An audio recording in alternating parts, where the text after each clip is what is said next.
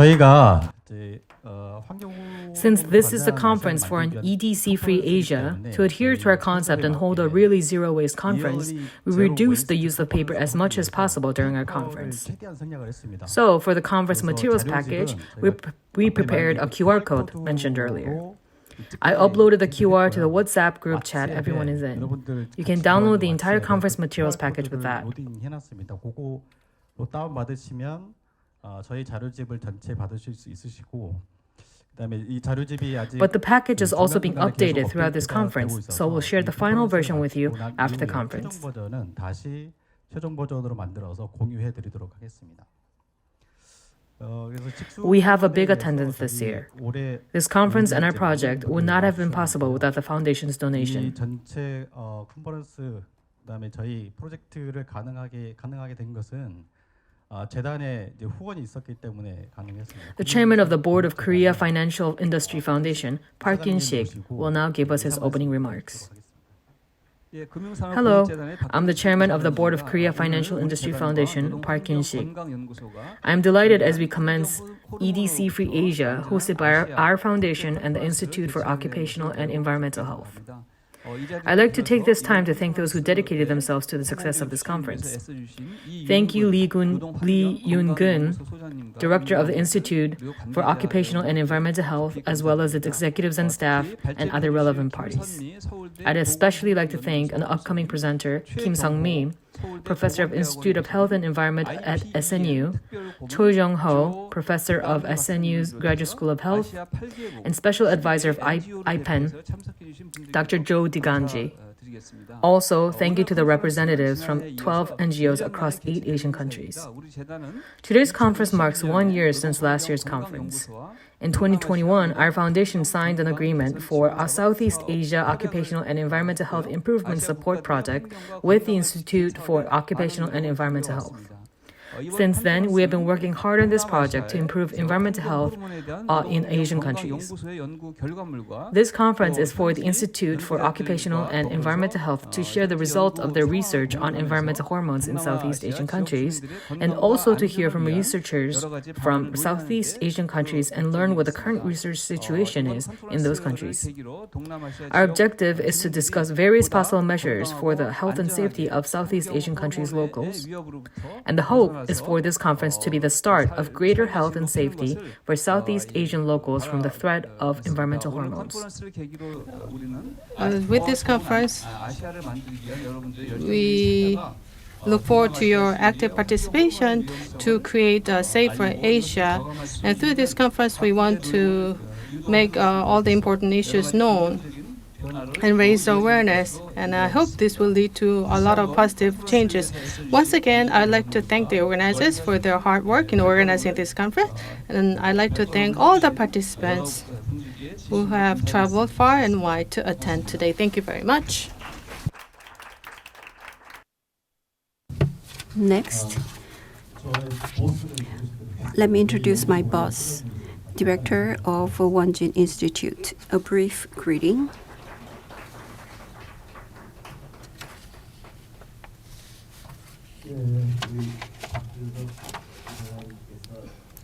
Mr. Park gave us very good welcome speech, and as an expression to welcome each other, let's give big hands to each other. Thank you for coming.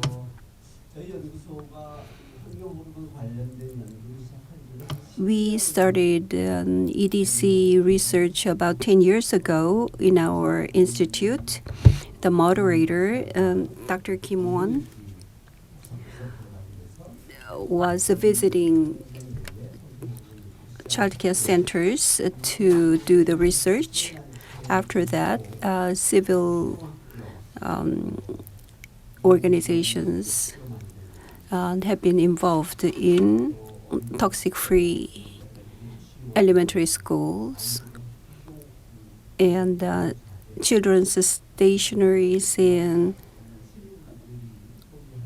educational tools and daily products that the citizens use every day was studied to expand the investigation and study. We received the fund and research from KFIF, and I would like to thank the board president of KFIF for the support.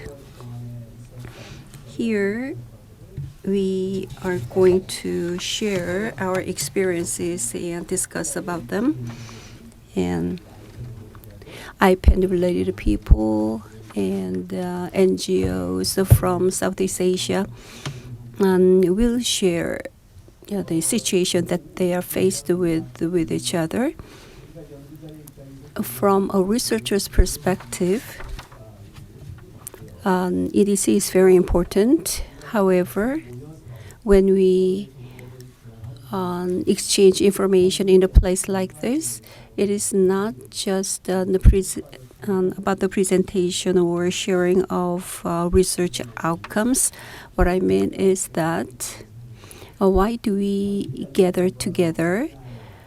It is not just about the research outcomes. It is more significant than that. We share the outcomes and pinpoint the problems and what comes next. Next, we need to act. The civil societies and experts need to take actions. Otherwise, it's all about just remaining on paper. NGOs and we are here to take actions ultimately. So please keep that in mind. And this is just starting. And I believe this will expand in the future. And I would like to express my deepest gratitude to all of you. Thank you very much.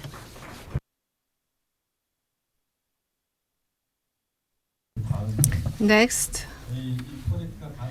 this project was made possible due to the sponsorship of the foundation and our technical support from Wonjin Institute, and also there was a great help from IPEN with their network capabilities. So IPEN's South Asia coordinator and Southeast Asia coordinator from IPEN, Ms. Chinky, I would like to invite you to give an opening speech.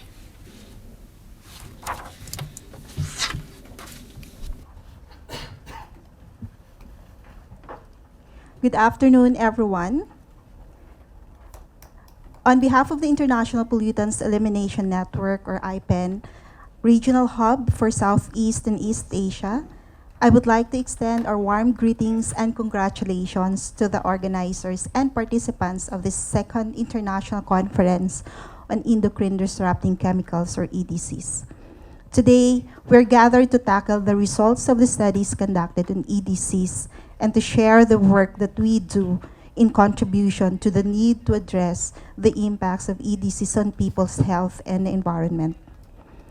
EDCs are defined as an exogenous or non-natural chemical or a mixture of chemicals that interferes with any aspect of human or hormone action.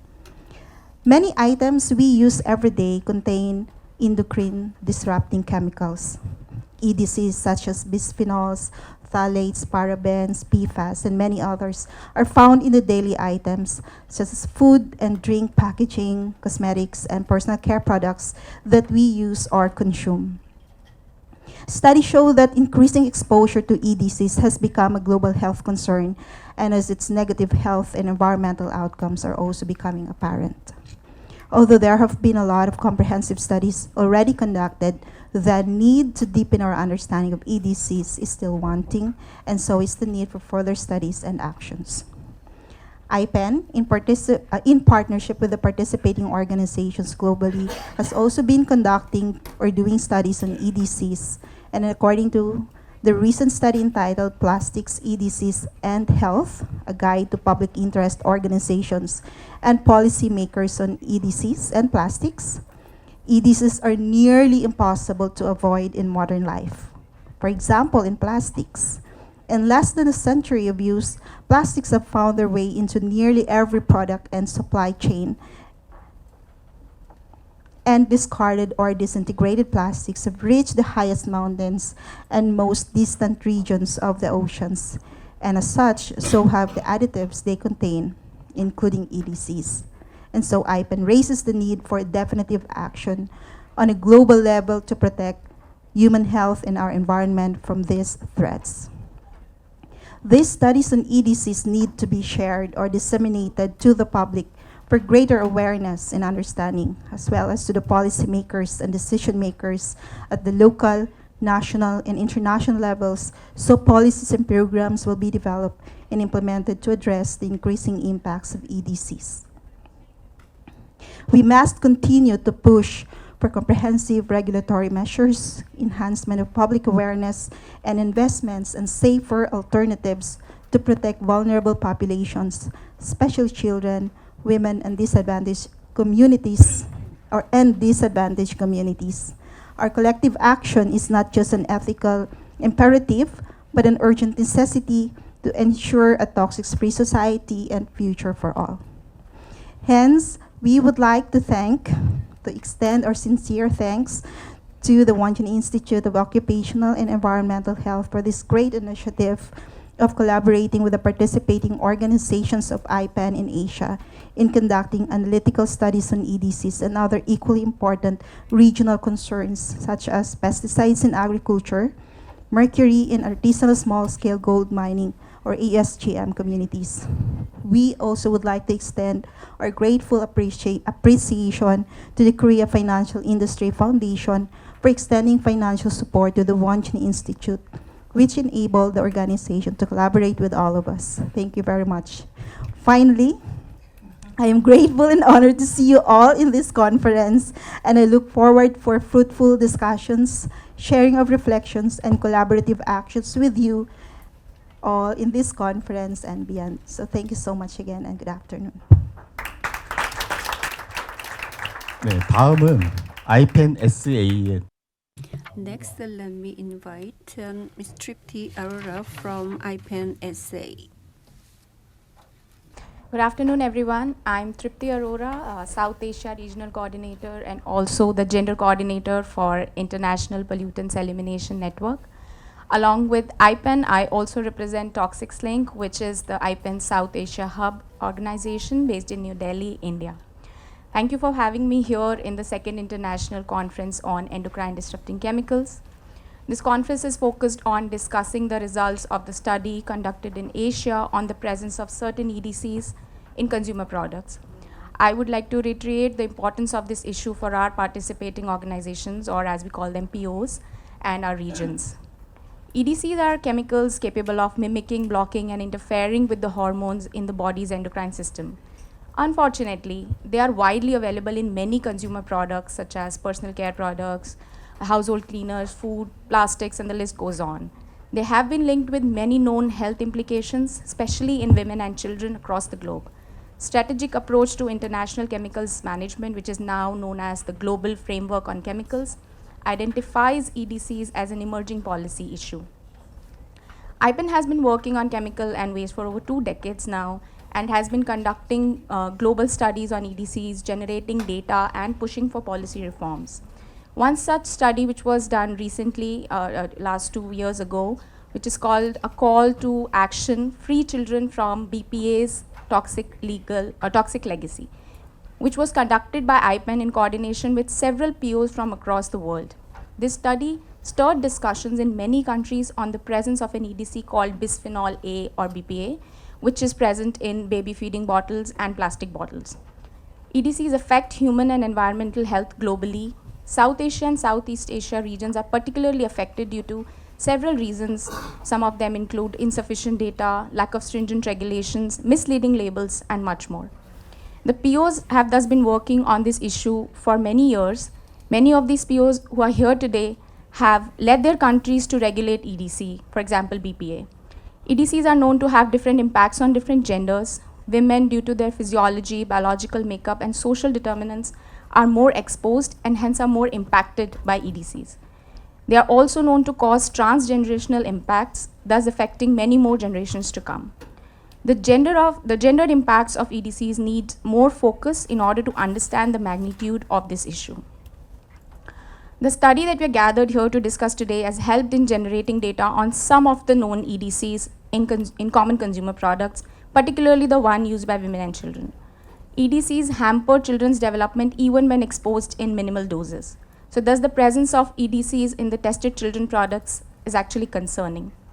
It is imperative that the results of this study are disseminated widely with the local, national, and even the global policymakers, regulators, media, and public.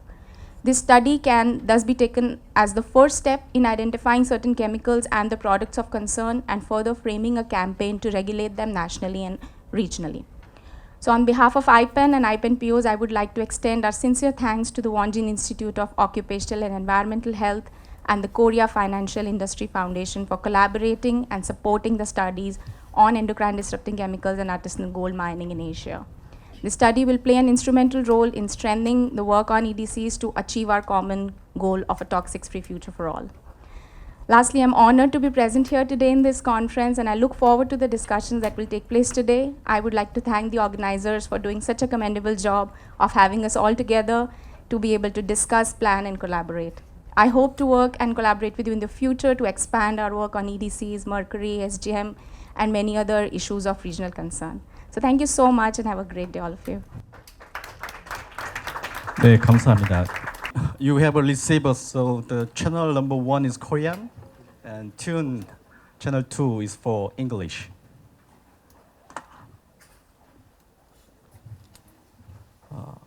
첫 번째는 So we're going to start with the first presentation, which is sharing the outcome of the project. So from our Wonjin Institute, Dr. Cho, who actually was participating in the project, will share the outcome with you. Hello, everyone. Very nice to meet you. Welcome to Korea. Let me introduce myself. My name is Young-hwan Cho from Wonjin Institute for Occupational and Environmental Health. Thank you for coming despite this cold weather.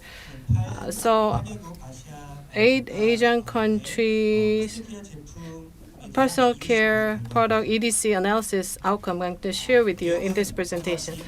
So these are the contents. I'm going to start with the background and touch on the methodology, results, and conclusions. So results, I'm going to touch on 6 items: ingredients label, incorrect information, breach of regulation, precautionary concerns, presence of fragrance, allergen, and summary.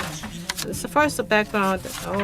Let's look back on what we've done in 2022. In November 2022, we held Asia safe from highly hazardous pesticides. We have received 40 eraser samples from 8 NGOs from 8 countries. Inside children's stationery, what kind of toxic chemicals included? So the phthalate in erasers, we published a report and we conducted media briefing as well. So in 30.5% of the samples, the phthalate was exceeding the Korean standard of 0.1%. So EDC list. The list 1 is substances identified as endocrine disruptors at EU level. It includes bisphenol A. List 2 means substances under evaluation for endocrine disruption under EU legislation. It includes paraben, triclosan, and list 3 means substances considered by the evaluating national authority to have endocrine disrupting properties. It includes triclocarban. So last project was covered items under list 1, but in this project we covered substances under list 2 and 3. First, let's look at objectives and purposes. There are 4 things. To find out if there is a label on products from 8 countries. That was our first objective. Secondly, to confirm any incorrect information was found on the labels. And third, to confirm if any of the products exceeded the standards.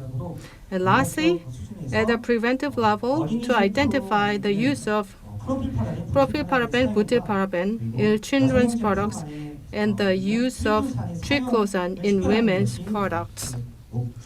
Those were the 4 objectives of the project. Next, on methodology.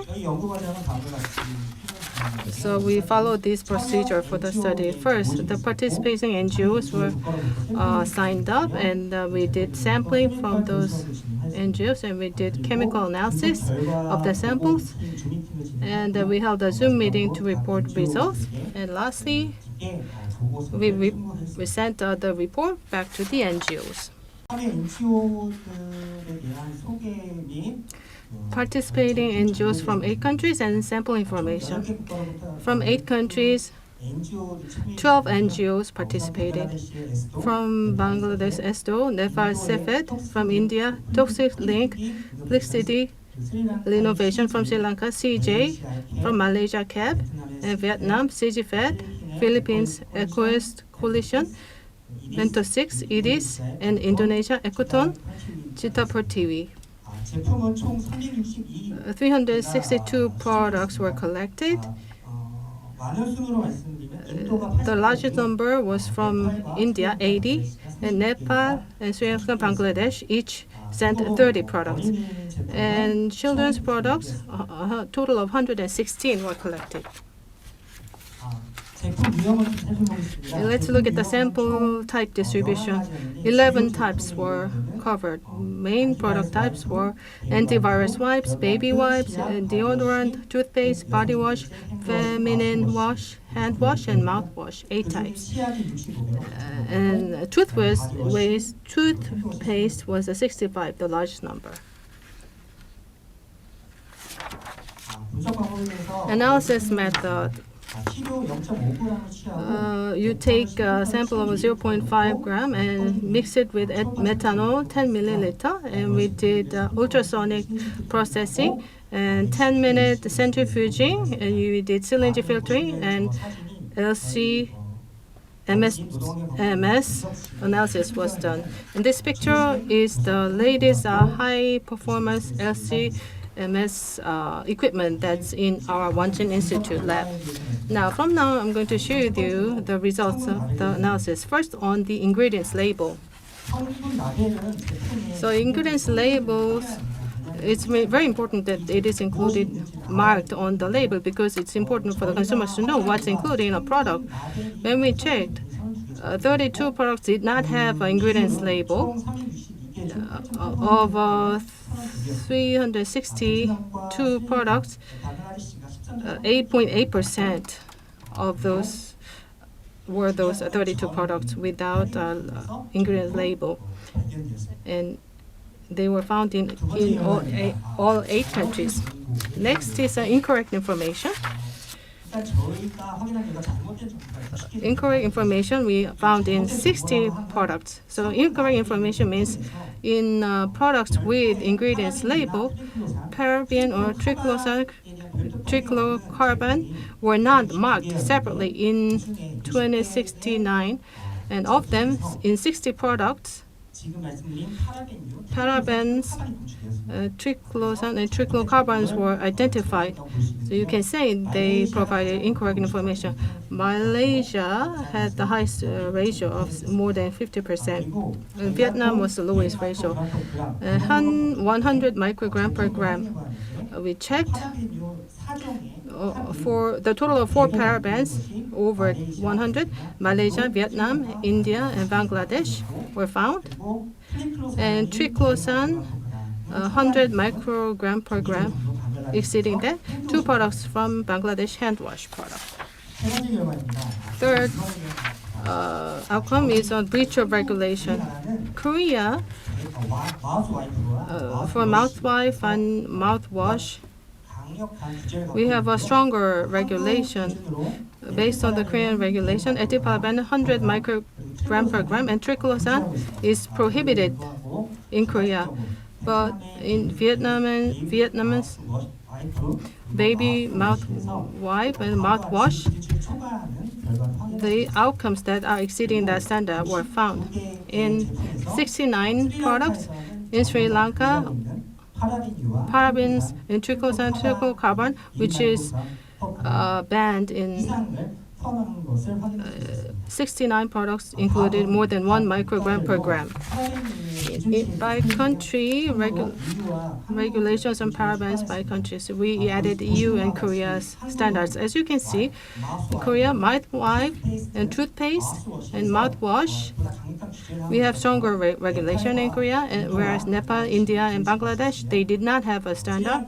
And in Sri Lanka, except for pentylparaben, they were banning all items. And triclosan and triclocarban, in Korea especially, except for rinse type, triclosan is banned. In Nepal and Bangladesh, they did not have a standard, and Sri Lanka, they were banning all of these. So compared the 11 items compared with the standard, most of the countries, the standards are observed. But when it comes to Sri Lanka, in most of the items are banned in Sri Lanka. So when it comes to mentylparaben, 8 products were identified. Mentylparaben was identified in 8 products. And moving on to the 4th result, which is on precautionary concern. The area which calls for precautionary concern is children's products and feminine wash. Especially in children's products, propylparaben and butylparaben in children's products can be quite dangerous for children. So you need to control this more thoroughly. So the 19 products were found with this chemical, which is 16.4%. In feminine wash, 9 products were found with this chemical, which is 29%. Next is a presence of fragrance allergen. So of total 362 products, in 50 products, which is 13.8%, 14 types of fragrance allergen were identified, especially India and Nepal. 11 allergens were identified, and 16 products, they were high in content. And if you look at the type of products, toothpaste and body wash, 14 products and 10 products, the numbers were quite high in these categories. So let me summarize the outcome. Regulation, ingredients label, so presence of fragrance allergen, I summarized in this table.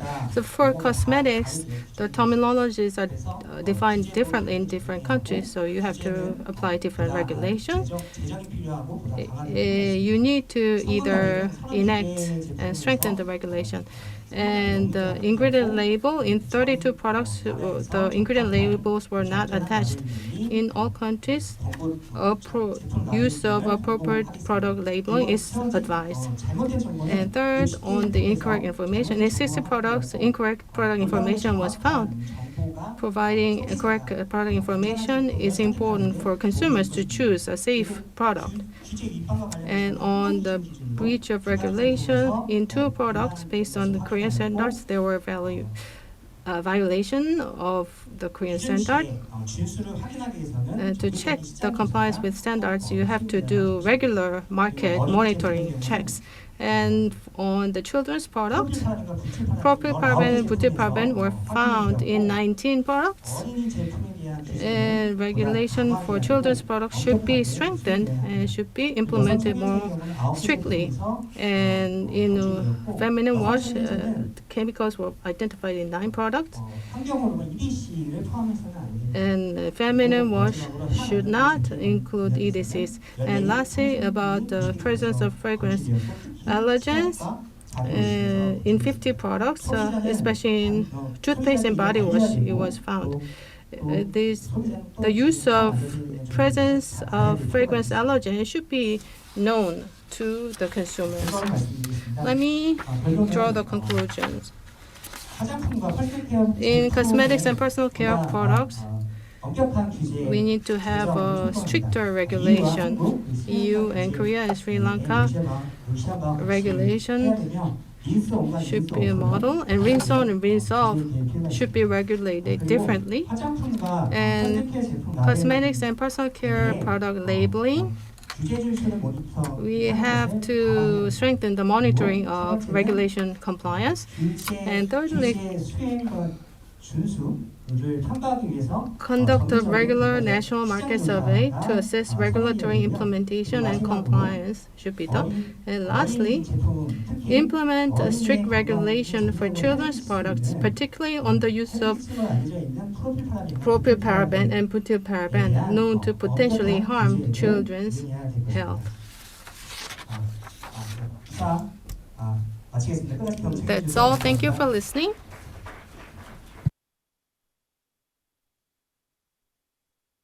Thank you for the presentation.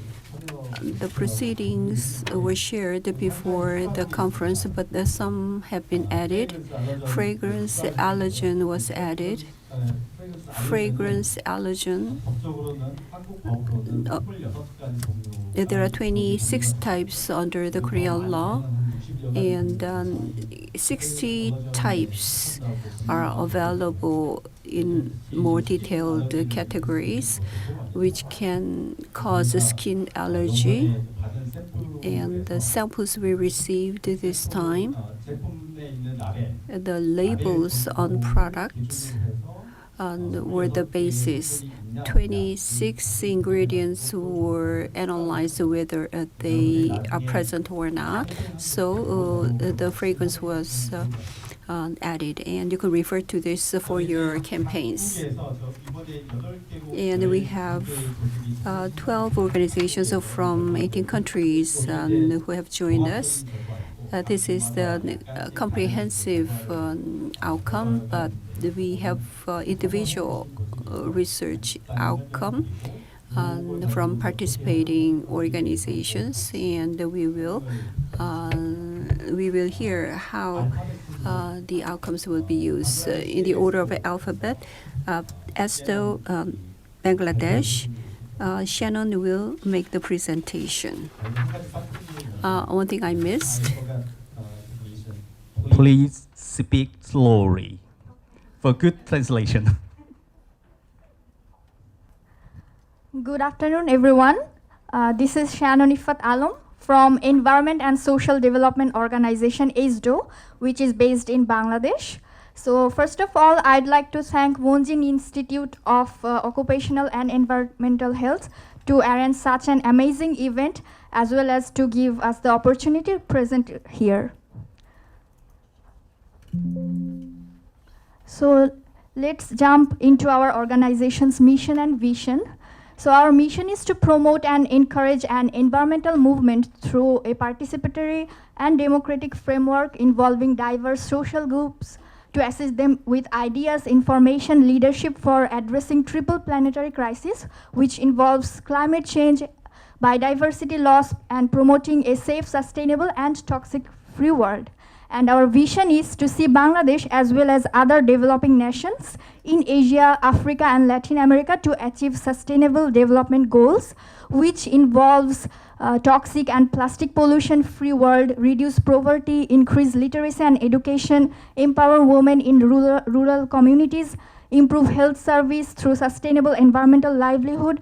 So overall, to have a sustainable future for the local communities across the whole world, as well as secure a sustainable future for the future generations to come. So let's see our major working area. So you would be surprised to know that Bangladesh is the first country in the whole world to announce the ban of plastic bags back in 2002. And ESDO is the pioneer organization towards this achievement. So since 1990, ESDO has been working to beat the plastic pollution, and we have several projects. So Plastic Free Campus is one of our major projects, which was launched last year. Here we have aimed to choose 10 schools from 5 different divisions all over the Bangladesh and make the school campus totally plastic free by 2025. And it's also collaborated with the National Educational Curriculum. And next we have zero waste projects, which is based in the villages, where we train up the farmers to use the domestic garbage or wastes to produce organic farming materials. Then we have Mercury in Dentistry, collaborated with the Bangladesh Dental Society. and to make the dental amalgam mercury free by 2025. And also we have collaborated with the Ministry of Industry to ban all the mercury contained skin lightening products, followed by Minamata Convention on Mercury. Last but not least, we have projects to ban lead in paint, mostly focusing on the environmental health as well as children. So to narrow down into the chemical projects, we have, of course, the EDC. We have been collaborating with Wonjin Institute for a long period of time, where we worked on bisphenol, phthalates, parabens, heavy metals, and also we are working in PFAS in textile and water collected from different locations in Bangladesh.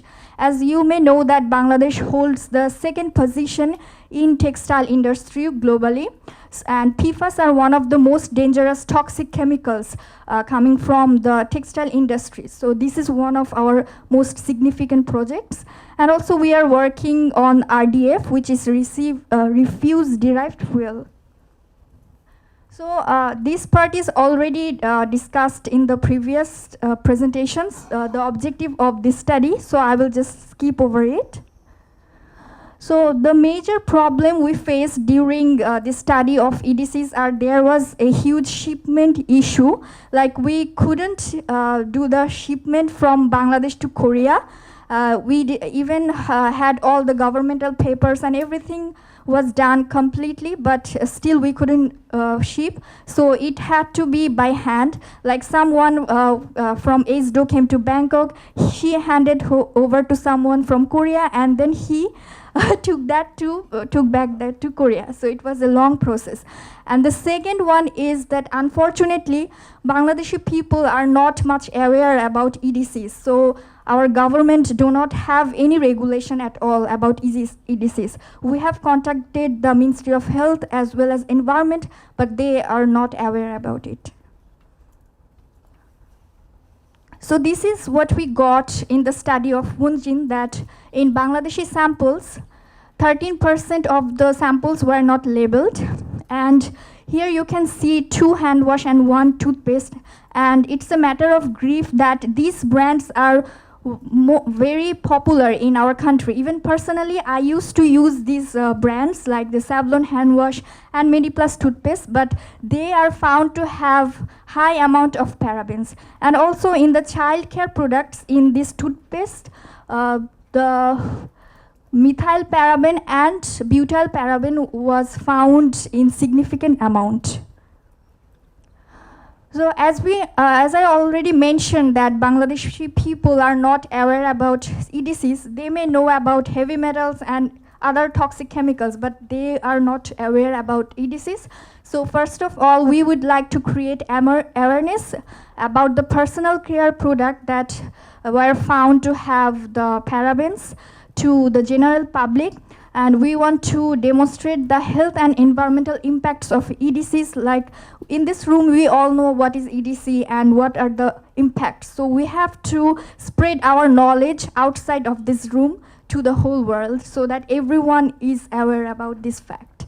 And also, as I said, that Bangladeshi government doesn't have any regulation at all. So we would like to assist for national regulations on EDC in our country. So to achieve this, we have planned some upcoming campaigns, which is firstly, we will arrange a press conference where all the journalists and media will be present. And we will also invite the government officials from Ministry of Industry, Ministry of Health, Department of Environment in our conference and hold a high-level policy dialogue to create awareness on them, and so that they can spread on the general public. And we will also publish a report just after completing the project. And also we will make some awareness material to distribute among everyone. So this is one of the example. It will be the cover photo of our report on EDCs. So thank you very much, but I would like to end my presentation with an interesting thing to show. This is our diary of 2024 from ESDO, and we have decided to keep the EDC in focus. So we made it on the hand wash, that parabens are detected in hand wash. And this is actually designed by us in ESDO, the young people, we made it. And here we all know that the hand wash, they say that it kills 99% bacteria. But actually, what about us? Yes, it kills bacteria, but it's also killing us in some other way with EDCs in it. Thank you very much. 네, 감사합니다. Thank you. I forgot something. She said about the shipment issues. The parcels from Bangladesh almost went to North Korea. Anyway, 다음은 Next up is India. 네, 인도네시아 에코톤에서 발표해 주시겠습니다. 에코톤은 Ecoton has its own lab.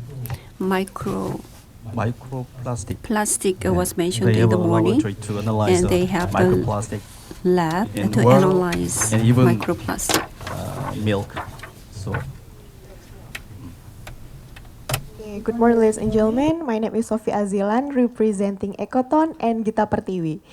So it's my first time visiting Korea, and we feel very excited during this meeting. It's totally interesting issue that is about EDCs. Okay.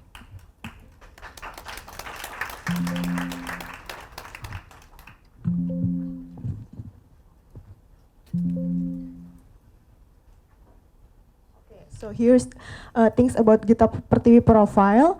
Gita Pertiwi have a vision and mission as the environmental institution. They are struggling on building on the environmental, overcoming environmental problem towards the justice and ecological social order, free from any exploitation both to the human and natural health, human and natural resource.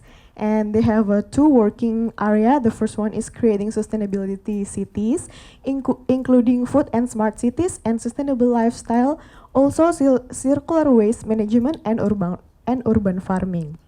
And then the second working area is the sustainable agriculture, including supporting organic product and elimination on pesticide, also the water management.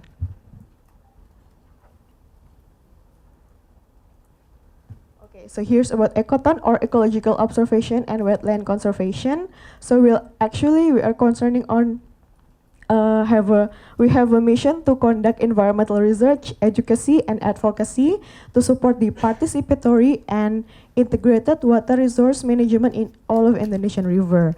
But then at the 5 past years, we are concerning on plastic pollution in the environment, also the ingredients of plastic itself. So here's our program. We create citizen science river pollution monitoring to educate all of community. We engage all of the community to be a researcher, to facilitate community participatory in river monitoring with simple tools to indicate the water pollution. The first method, we use biotilic to assess the water quality with the bioindicator, including Marco-Intervertebrata using the biotilic chart. And then the second method is using the Mystic scan to collect microplastic by sieving water from aluminum can through the planktonate sieve. So here's the situation in Indonesia. In Indonesia, we have limited consumer knowledge about paraben and triclosan in product on the product on health impact. Also limited monitoring of the danger of triclosan and paraben that is from our government. Yeah. And then we also have a BPOM, or Indonesian Food and Drug Administration. They don't prioritize the paraben and triclosan to be banned or removed in product. But for now, the existence of equality standard in regulation is sufficient to represent. And currently, BPOM is campaigning under reducing of public to choose products that are safe and have a distribution permitting number, not yet focusing to the ingredients, the material, the EDC's material of the product. So here's the critical message that will deliver by Gita Pertiwi. They will educate the community to have these three main focus. So before before use the cosmetic and product, they should read the label carefully and then focus on concerning on women and child, also advocacy to the government. So here's the campaign. They will give education for consumer level through children, teenagers, and women about harm of chemical in household product. Also to encourage the local government monitor the product and review of the chemical standard regulation. Also doing the campaign in social media. Beside that, in Ekoton, we have discussed with Drugs and Food and Administration in Surabaya regarding on the result of this research.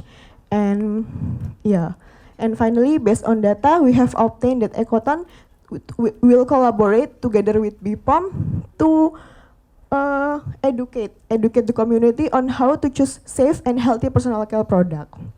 And then Ekoton have a community group for women and child. This data will also serve as educational material for them on how to choose safe and healthy product. And lastly, we will share the related information on what are EDC compound and how can it impacts to human health and environment. So finally, on the 3rd week of January, Ekoton will make press release on the result of this research. Also at the 4th week of January, Ekoton will compile an infographic on research result to be disseminated in social media. Also at the 2nd week of February, we have a collaboration with BPOM, and we will come to schools, campus, and women's community to educating them through social media or online platform, through seminar.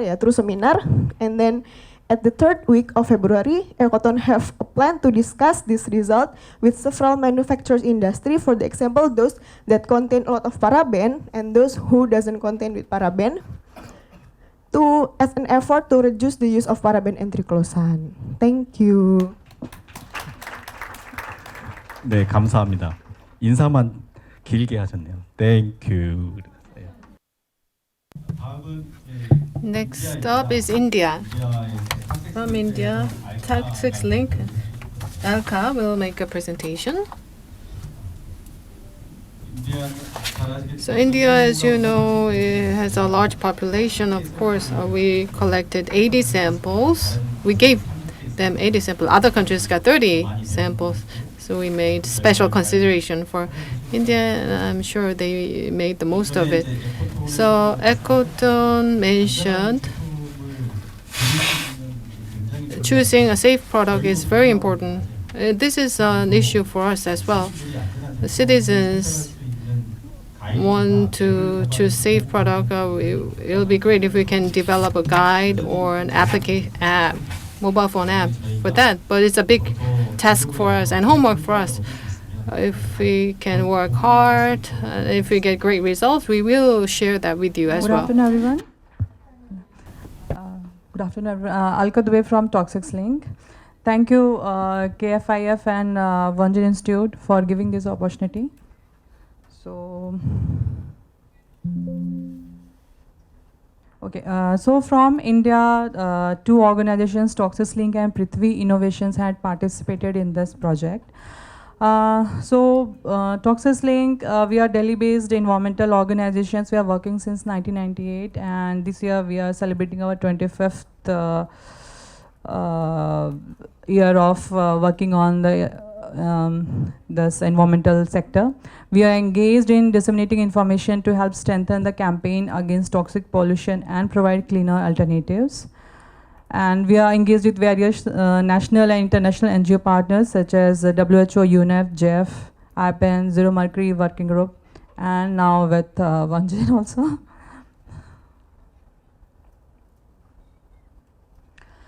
So these are the program areas in which we work. We have 2 different program areas. One is chemicals and products, and second is waste management. In chemical products, we are working on persistent organic pollutants, late phase out from paints, endocrine disrupting chemicals, mercury management, pharmaceutical pollutants.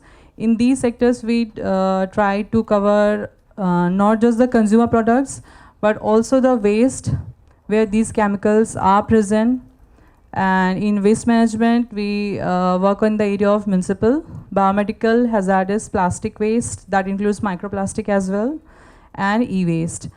And so our approach is research and generate new data information. Based on those findings, we build campaigns. We initiate policy dialogues, and being a policy and advocacy organization, we do stakeholder consultations with research institutes as well as regulatory agencies. Then we create, based on the topics, for example, in case of waste management, we develop palettes and models. And in case of chemicals and products, we discuss with industries, although we haven't found very much success in this sector, but we discuss with industries to shift to alternatives.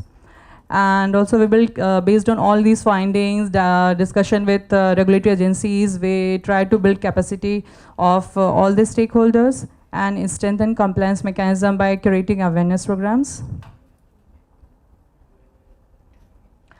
A second partner in this project from India is Prithvi Innovations. They are Lucknow-based NGO working since 2002.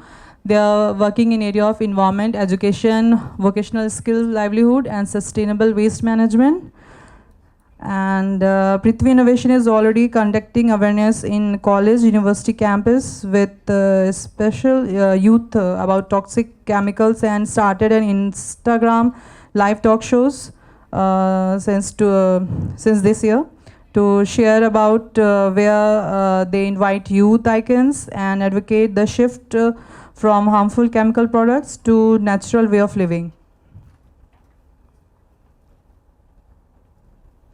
So since the morning we are discussing about EDC, and the whole project is about EDC Free Asia.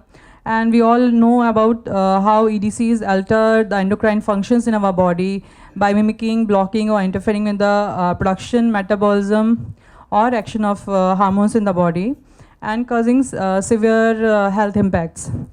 So focusing on the impact of these EDCs and global research studies and development on EDCs, ToxicLink is working on these issues since 2010. And since then, we have developed various primary research reports based on lab testing, and secondary research reports based on the information available on the global platform, and IC materials to raise the issue of EDCs in our country.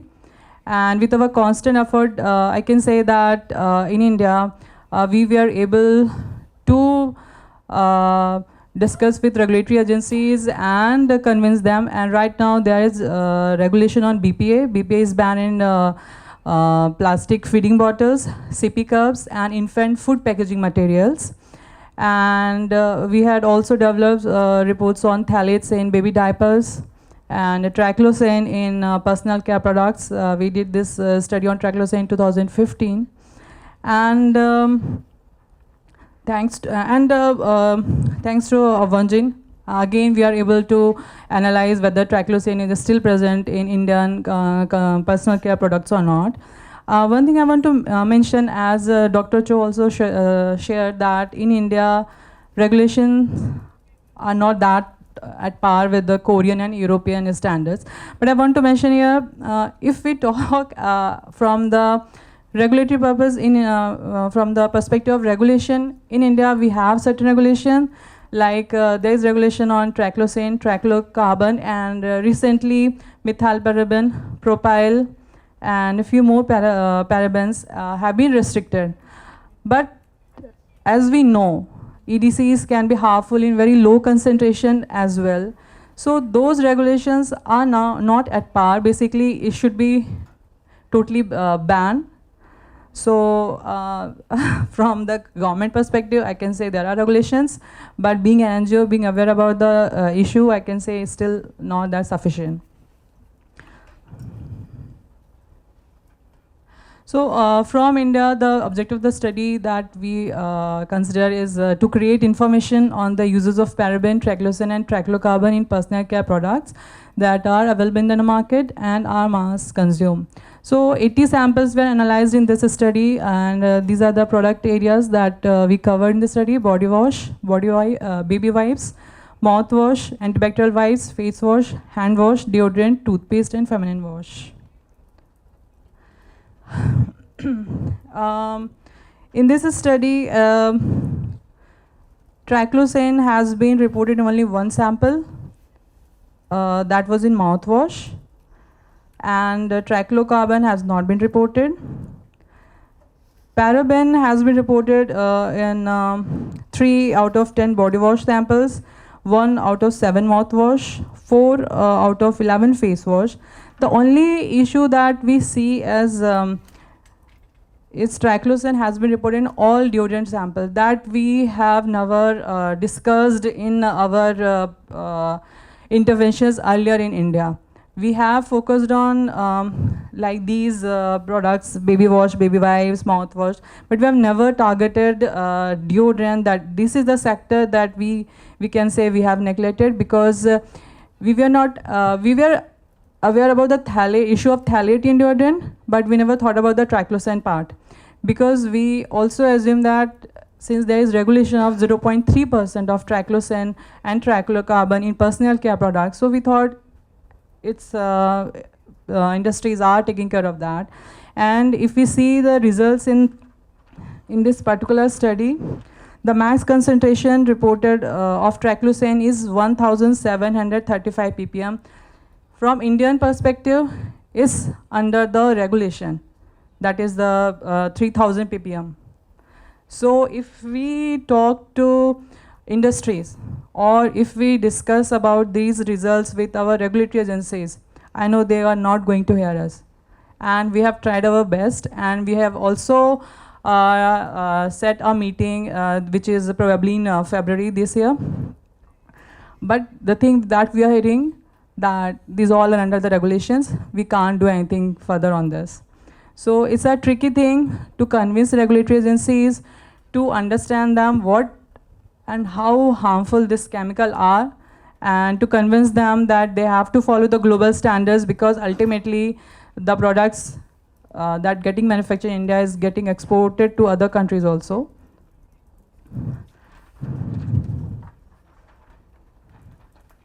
One very important thing that we can say, the critical message that we see through this study, that this helps us to screen the product. Like we have tested triclosan earlier also, and in this study also we are talking about triclosan, triclocarban and paraben, and the results shows that very few products are there which contain these harmful chemicals.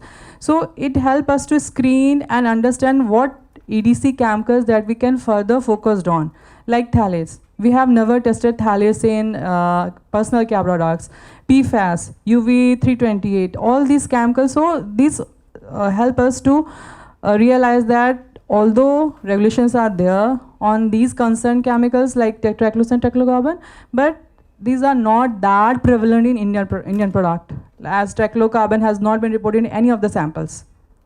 So that helps us to also plan or strategize for other EDCs in personal care products. And yes, labeling issue is a very big issue, as Dr. Cho has also mentioned. In lots of our Indian products, chemical are not that mentioned. Because under Drugs and Cosmetic Acts in India, industries are bound to mention the raw materials. Those are very basic ingredients, but they are not bound to mention about the chemicals. There is no regulation to mention about the carcinogenic or very harmful chemicals on their labels. Although in India there is regulation for 0.3% of triclosan, but it's not mentioned that whether it's contained triclosan, if it's contained, what is the percentage. So labeling is a big issue that we will focus on, and I'm thankful to Wonjin that they are focusing on this issue also. For the upcoming campaign, as I have told, the concentration as such from the regulatory point of view, from the industrial point of view, is not much. So we are not planning to develop a report on this. However, we are going to have a awareness program, and under that we're going to organize social media campaigns. And we are trying for a regulatory one-to-one meeting with the regulatory agencies in mid-Feb. Hopefully it will be successful, and I will keep updated you.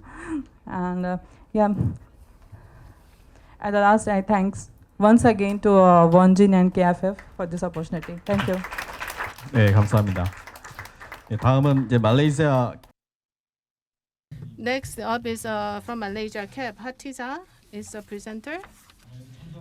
Hatiza from CAP of Malaysia is the presenter. So Hatiza from Malaysia's CAP will make a presentation. So as we just saw in the sample of India, in India, face wash, they added a face wash which was not covered by other countries. Same as feminine wash. Face wash should not include these products. They are probably commercially made products like feminine wash. Face wash itself should not be there, I think. Thank you very much for giving us this opportunity to share with all of you about our EDC monitoring in Malaysia, and I take this opportunity to share the funders as well as Wonjin Institute for testing the samples from Malaysia. Okay, let me introduce my organization. It is actually a relatively old organization which was established in 1969. And during that time, it is a grassroots, non-profit civil society organization and is based in Penang, Malaysia. Our aim is to promote critical awareness and action among citizens in order to uphold consumer rights and interests. And our activities include engagement, education, community mobilization, research, advocacy, training, and publication. During our 50-year journey to make the world a better place, CAP has had a profound impact on Malaysian society with regards to consumer rights, environmental protection, health and nutrition, school and public education, public interest law, and training of community leaders to protect their livelihoods and enhance income. Actually, being a very old organization, actually we're just creating awareness among the public on their consumer rights. So we had a lot of number of staff, almost 100 over staff at our organization at that time. And each section, and it's also break up into several sections, which deals with environment, health, environment, health, nutrition, and also education.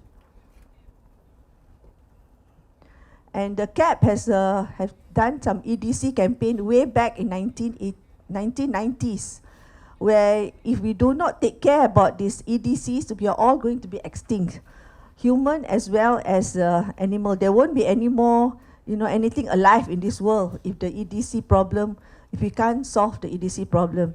So at that time, actually, we came up with this 3 pamphlet explaining what is the EDC, and it's done in 3 languages because this is Malaysia being a multiracial society. So this pamphlet actually gives a very basic information about EDC, and also we actually guide some of the common things that we are using every day, like plastics, pesticides and all that they are all being EDC.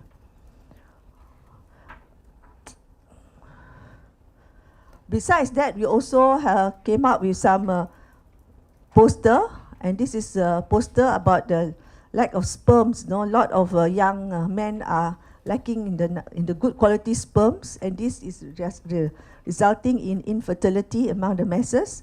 And also we came out with several issues on poisons relating to EDC, on dioxin, and also where children are being affected through lead and other chemicals, and also toxic in plastic. These are some of the things that we did in the way back in the 90s to create awareness about EDC.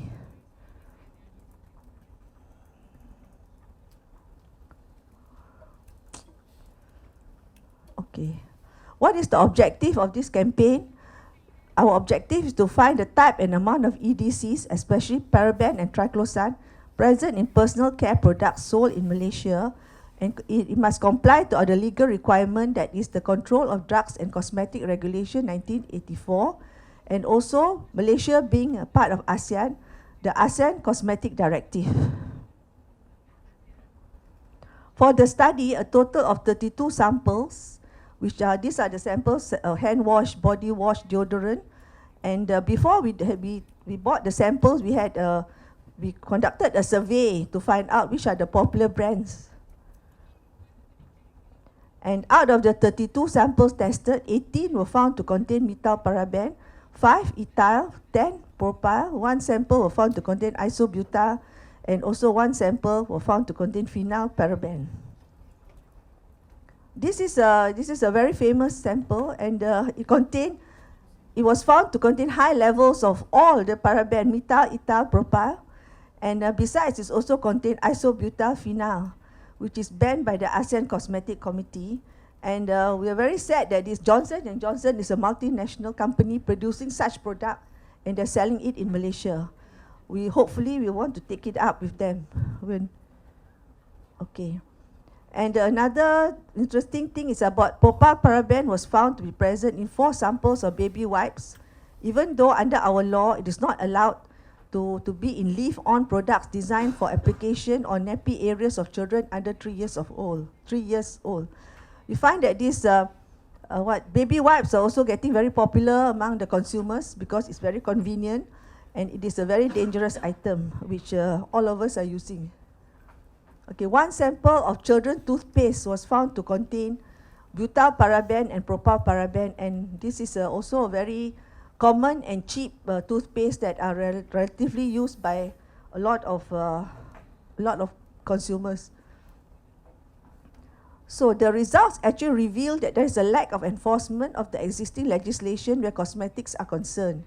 Malaysian consumers are also unaware about the extent and types of chemicals present in the cosmetics sold in the country, because in our country it is not mandatory to have ingredient labelings. So whatever that is on the label of these products, they are actually voluntarily put by the company. And from the market survey, we found that the personal care products for children are popular as the number of brands available cater for consumers for all income groups. So you find that from the products, they are also cheap and expensive products. That means all kinds of, whether, it caters for all the society. So what we want to share is that CAP will have a press conference and announce the results to consumers, and will write to the government to enforce the laws on cosmetic and personal care products, especially where children's products are concerned. We will have a health education program targeting women to inform them on the dangers of using cosmetics and personal care products, especially for children, as they contain chemicals which are harmful to health. And last but not least, we hope that we have future cooperation with Wonjin and also on EDCs in Malaysia. Thank you. 네, 감사합니다. Well, more than anything else, our project is the project focused on EDC, at least in children's products. These EDCs found in children's products. This is no. We don't want that to happen. Next up is Nepal. CFET, I believe that Lam is Mr. Ram most will important make the people presentation. in Nepal because he is everywhere in the field of industrial hygiene, environmental, public health. Anyway. Thank you for giving me the opportunity to participate in this second phase of EDC Free Asia. This is the first slide to introduce about our organization, Center for Public Health and Environmental Development, CFED, established in 2004, and since then we have been doing 5 kind of things: research, publication, dissemination, policy influence, and feedback, as well as model demonstration. And some of, while doing these works, we happen to be a part of several national and international network, including IPEN and NROB. Some of our work has been recognized nationally and internationally. My previous speaker said mercury-free dentistry. We made mercury health sector mercury-free in Nepal, and just the last year in Germany, November, I think, September, government of Nepal has been recognized with the first Future Policy Award 2023, and that is because of our work. So our organization, or myself, is not only getting recognized, but we able to bring recognition to the nation by working collaboration with the government, collaboration with the private sector, collaboration with the financial institute, as well as collaboration with the affected community, which is the most important. And therefore, I see the funding from KFIF. Maybe tomorrow we can bring such recognition even for the sector of EDC to our region. So the KFIF financing is the most important to bring that kind of recognition. Like many countries, we have also the problem of BPA, PFOS, phthalates, triclosan. Even 3 years ago, we did the welding fume studies, through air sampling, and we capture the air, dust from the welding fume, and we analyzed this, and we found heavily contaminated with ferrous, manganese, chromium, copper, nickel, and zinc, which is leading cause of occupational exposure among the welding workers. We have also the heavy metal issue in toys, cosmetics, artificial jewelry, even Ayurvedic medicine. Medicine is becoming source of lead intoxication in Nepal. So and then we have a lot of others things heavy loaded with the pesticide and all that.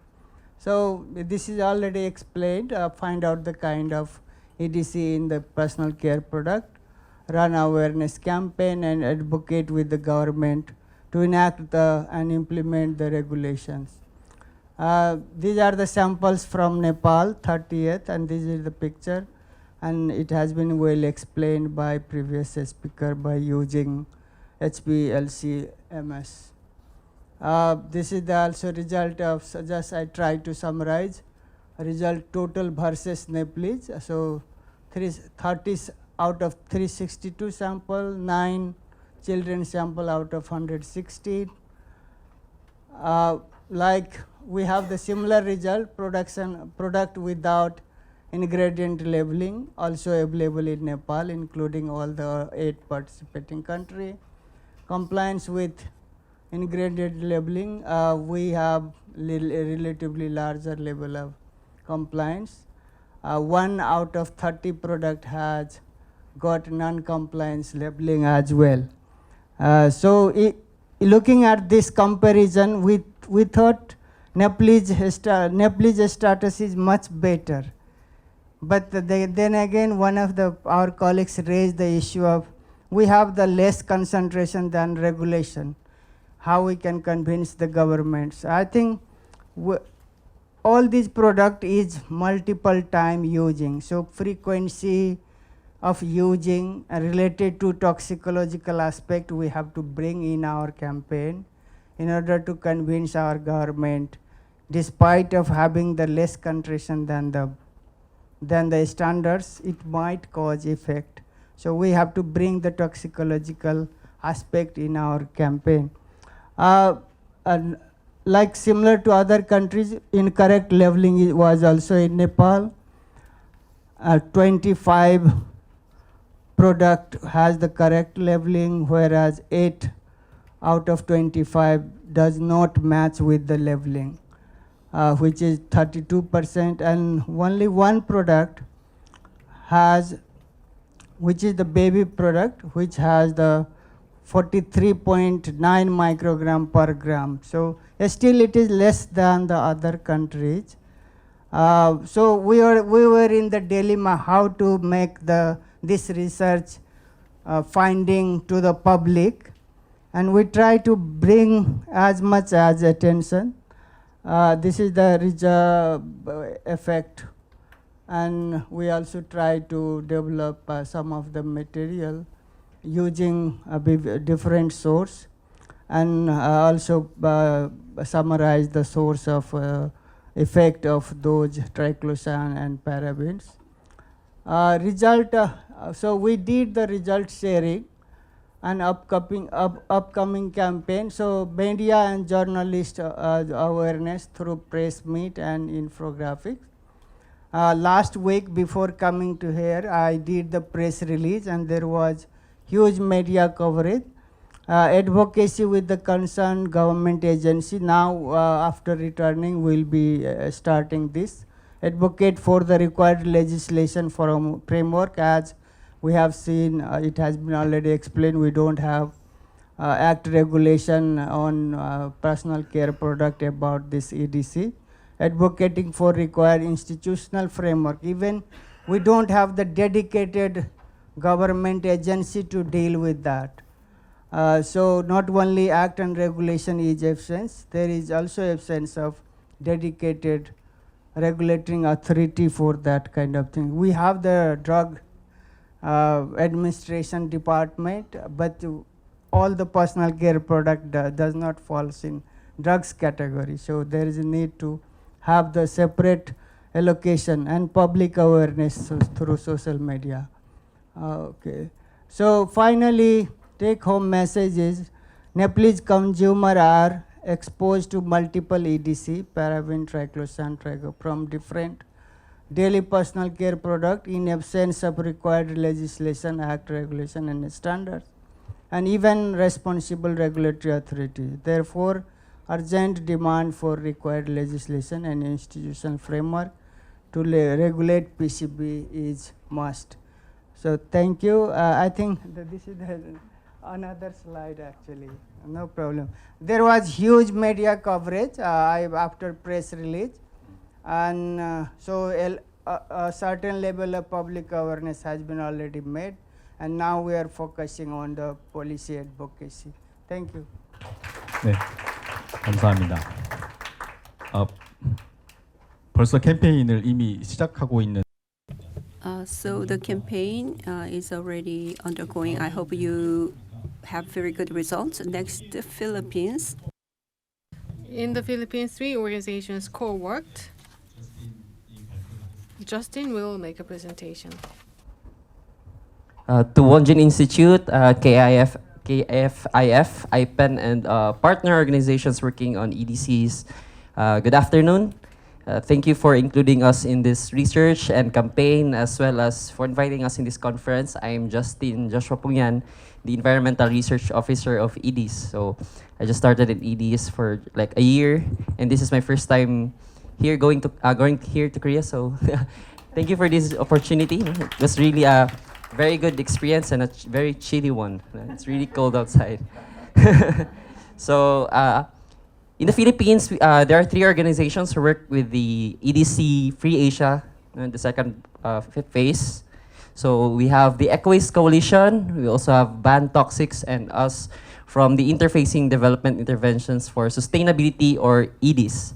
I will be introducing all the organizations one by one. We'll start with the Eco-Waste Coalition. So this is a coalition for a zero waste and toxics-free society where communities enjoy a safe and healthy environment. So this was founded on January 14, 2020, and their goal, so this is a coalition composed of different organizations, including us in EDIS, So by 2020, we aim for sound environmental laws that are properly implemented, defended, and strengthened, so our right to healthful and balanced ecology is upheld towards a climate-prepared and resilient, zero-waste and toxics-free society. And so the campaign goal of EcoWaste is to eliminate impacts of plastics across the life cycle by building and harnessing citizens' power that will push for the phase-out of single-use plastics and mainstream systems that institutionalize zero waste and reuse. So that's their project on the zero waste aspect. For the Ban Toxics, this is also an independent non-government organization and a respected advocate for sound chemicals and waste management and environmental justice. So this the organization was also founded in October 11, 2006, and they aim to take the lead in promoting sound chemical management through research, policy reforms, and community empowerment and education and movement building. So these two organizations, the EcoWaste Coalition and the Ban Toxics, they're based in the north, in the national capital region of the Philippines, somewhere in Luzon, that's the northern island. Us in EDs, we are a Davao-based environmental NGO. So Davao is a city in the south, in Mindanao Island. And so we advocate for the protection and management of life-sustaining watersheds with a ridge-to-reef approach in South Central Mindanao. So the organization was founded in March 29, 1999, so we're turning 25 years this year, and through research, policy advocacy, partnership, and promoting environmental friendly practices, we aim to sustain watersheds and various ecosystems in South Central Mindanao. So we also tackle overlapping environmental issues affecting the health of our watersheds, which include plastic pollution and improper waste management, strong campaign against waste-to-energy facilities, harmful chemicals from pesticide drifts caused by agricultural area spraying. We also tackle PFAS in food packaging, promote sustainable and walkable cities, among others. And we do research to policy approach in our campaigns and push recommendations to government agencies and institutions concerned. So when it comes to the problems and challenges, based on our experience, and when it comes to our experience during the sampling process, we cannot really say that there are problems encountered during the process that can really affect the output. But however, the distance between the organizations is really in consideration, considering that the two organizations are in the north and our organization in the south. We can encounter logistical problems in the process, especially with the transferring of the sampled products. So we were able to sample around 65 hygiene products, and they were examined. So there's a sort of geographical barrier, but with the proper coordination and collaborative working environment established by Ms. Chinky from IPEN, and also from with the cooperative nature of the organizations from EcoWaste Coalition, represented by Sir Manny, and also from Ban Toxics with Sir Ray and Sir Jam. So we were able to gather and relay information through online platforms such as WhatsApp and Zoom meetings. So how we strategize with the sampling process is we settled on categories on what to purchase per organization, since there are 3 and we need to gather around 65. So there is a need to consider what products we should buy each organization to avoid duplication. And through a shared Excel sheet listing all the products we purchased, we base our products on sales, availability, and popularity. So there are the availability of products vary across regions, since most of the main offices are located in the NCR and the central part. So there are products that are not available in our local in Davao City. So we targeted those products that are only available in the south, while we also trusted our partner organizations in the north to buy those products that are available in their area. So we also targeted the products that have specific EDC labels in the ingredient lists. So if you can see there, this is our online meeting we did in Zoom, and also the products that we were able to gather. So from left to right, this one's from Eco Waste, this one's from Ban Toxics, and us from EDs. So most of the products with EDC detection are usually used by ordinary Filipinos in our country. So when I shared the initial results of the study in our organization, so a workmate of mine was actually worried. No? She shared that her children was using this specific toothpaste brand. And this specific toothpaste brand, we actually included it in our products list. We bought 2 variants of this specific brand, and it was really consistent with high content on methyl paraben and propyl paraben. No? So knowing this information, the effects of these chemicals to human health, especially with children, it was alarming and worrying at the same time. So EDC is not a well-known subject to the public in the case of the Philippines, and this one is also a consideration when it comes to the campaign. But the necessity towards awareness about the EDCs is very high, and so there is a need to intensify the campaign. And so by working together, we can advance the right to a clean, healthy and sustainable environment by reducing and, whenever possible, eliminating human exposure to waste and toxic pollution. So for the campaign plans, we intend to push for progressive policies and practices that seek to prevent and reduce, if not eliminate, harm from the chemicals, including products and waste that are promoted to promote and to advance human right to a clean, healthy, and sustainable environment and the rights of nature. So in order to achieve this, we need to strengthen the campaign against EDC. We plan to use the data generated from this research, as presented earlier, to raise consumer awareness and to advocate for policy and regulations that will ban endocrine disrupting chemicals, especially in products used by children and other vulnerable populations. We'll be doing that through press conferences, forums, partnership with the local government and national agencies, other CSOs and institutions.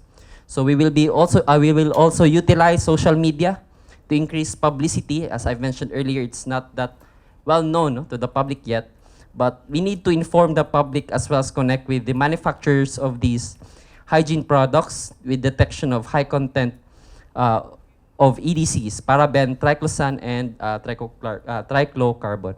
So we are hoping that through this campaign and with the strong partnerships with all the organizations with their respective expertise in this field gathered here today in this conference, we can be EDC free, not just in the Philippines but also throughout Asia. So that's all for my presentation, and thank you very much. 네, 감사합니다. 다음은 이제 스리랑카인데요. 스리랑카 Due to visa problem, the speaker Shalani could not make it here, so let's watch her video. Hello everyone, I'm Shalani Singha, the Project Planning and Management Officer of Center for Environmental Justice, Sri Lanka. So greetings from Sri Lanka. I wish I could be there with you to present this in person, but unfortunately I couldn't process my visa due to, let's say, traffic and visa appointments. Nevertheless, here I am presenting you the study results and our campaign of the EDC analysis conducted together with WIOEH in 2023. So the Center for Environmental Justice is a national level environmental organization working towards the environmental justice for all. The range of thematic areas we work on includes the social justice, climate justice, ecological justice, economic justice, and political and regulatory justice, the petals of the flower. Our contribution in chemical governance, such as this research, comes under our scientific and evidence-based approach in ensuring environmental justice. CJ was established in the year 2004, and this year on 28th of January we proudly celebrate our 20 years of service. So the main objective of joining this study was to gather scientific evidence about EDC levels in consumer products in Sri Lanka. There are several challenges in Sri Lanka faces when it comes to EDC levels in cosmetic products. One is, despite having stronger laws, there are products with these chemicals in the market. And in Sri Lanka, it's expensive to test these chemicals, so we almost have no scientific evidence to challenge the implementation of the law.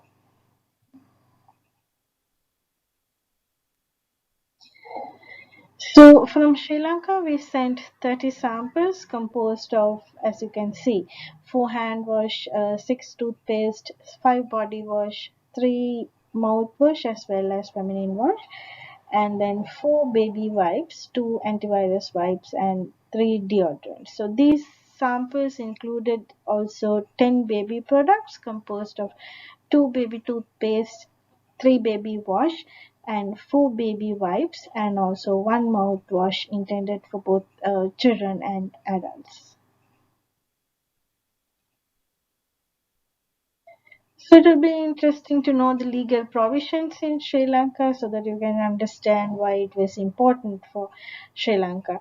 So these cosmetics in Sri Lanka are regulated under the Cosmetics, Devices and Drugs Act number 27 of 1980, and all products need to be registered under the National Medicines Regulatory Authority, despite they are coming from abroad or produced in Sri Lanka.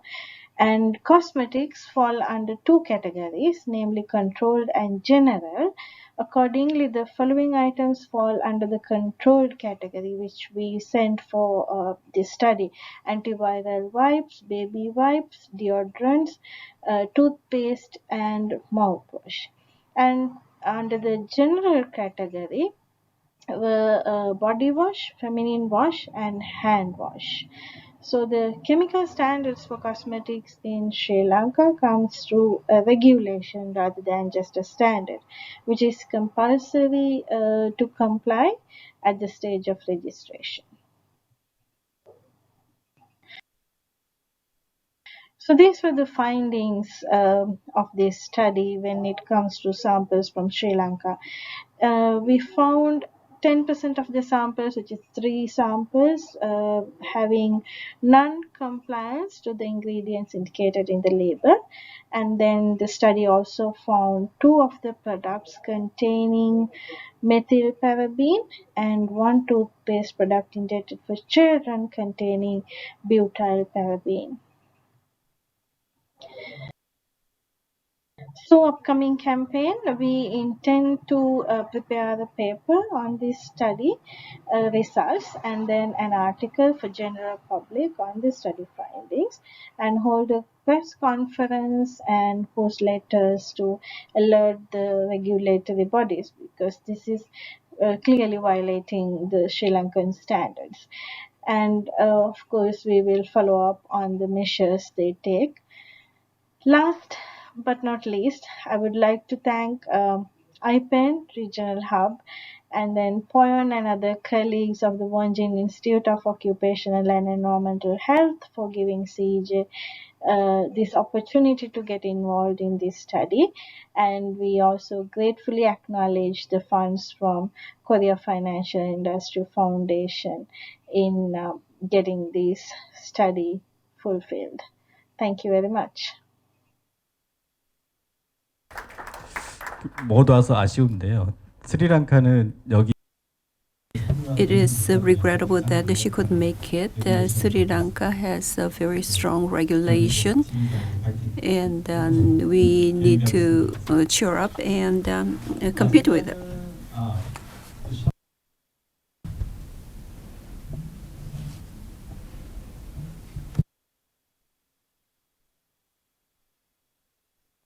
So last to go is CG Fed from Vietnam.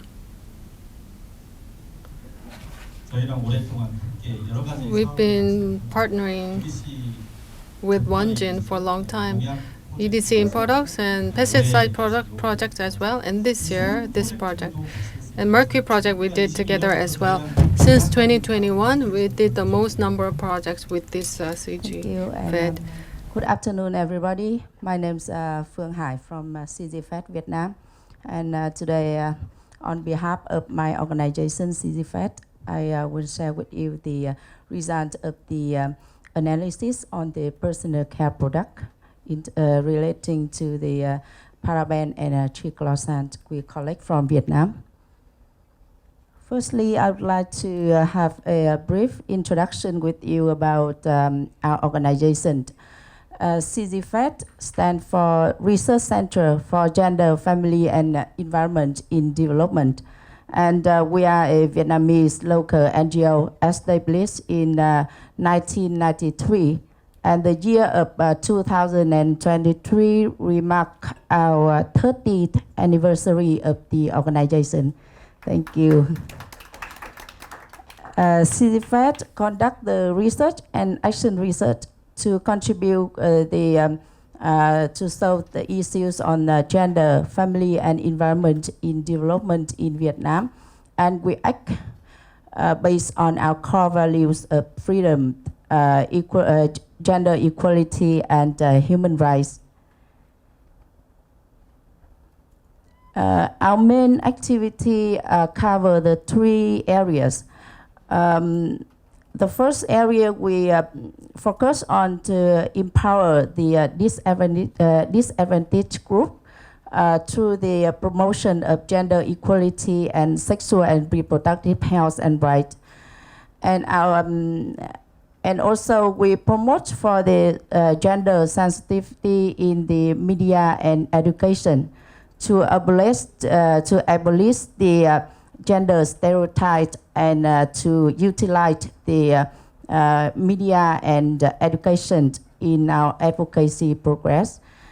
And the third area of our activity is to advocate for the gender issues in the mining sector.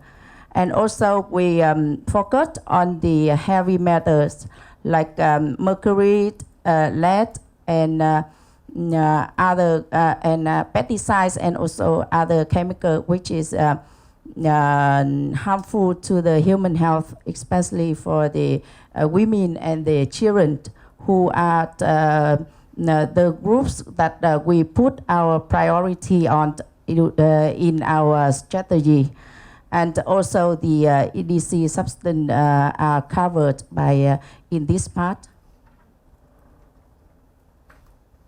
And in this part, I would like to provide you more information about the legal framework in our country, because Vietnam is one of the members of the ASEAN that some of you here are also the member state in the ASEAN bloc.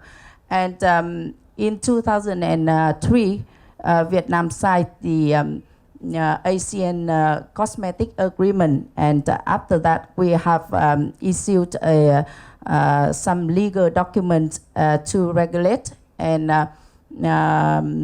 on the implement the ASEAN cosmetic management that we have that we signed on with the area. And also we have the document, other document in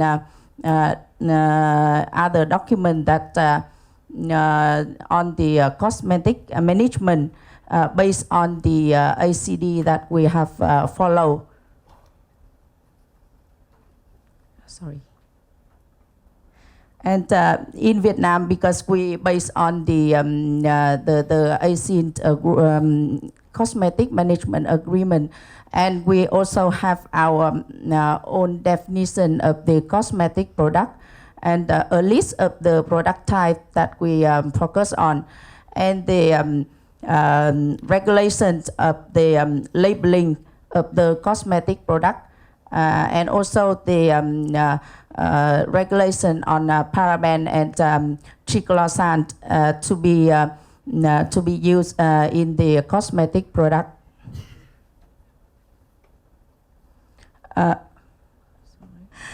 for the regulation on paraben and cosmetic.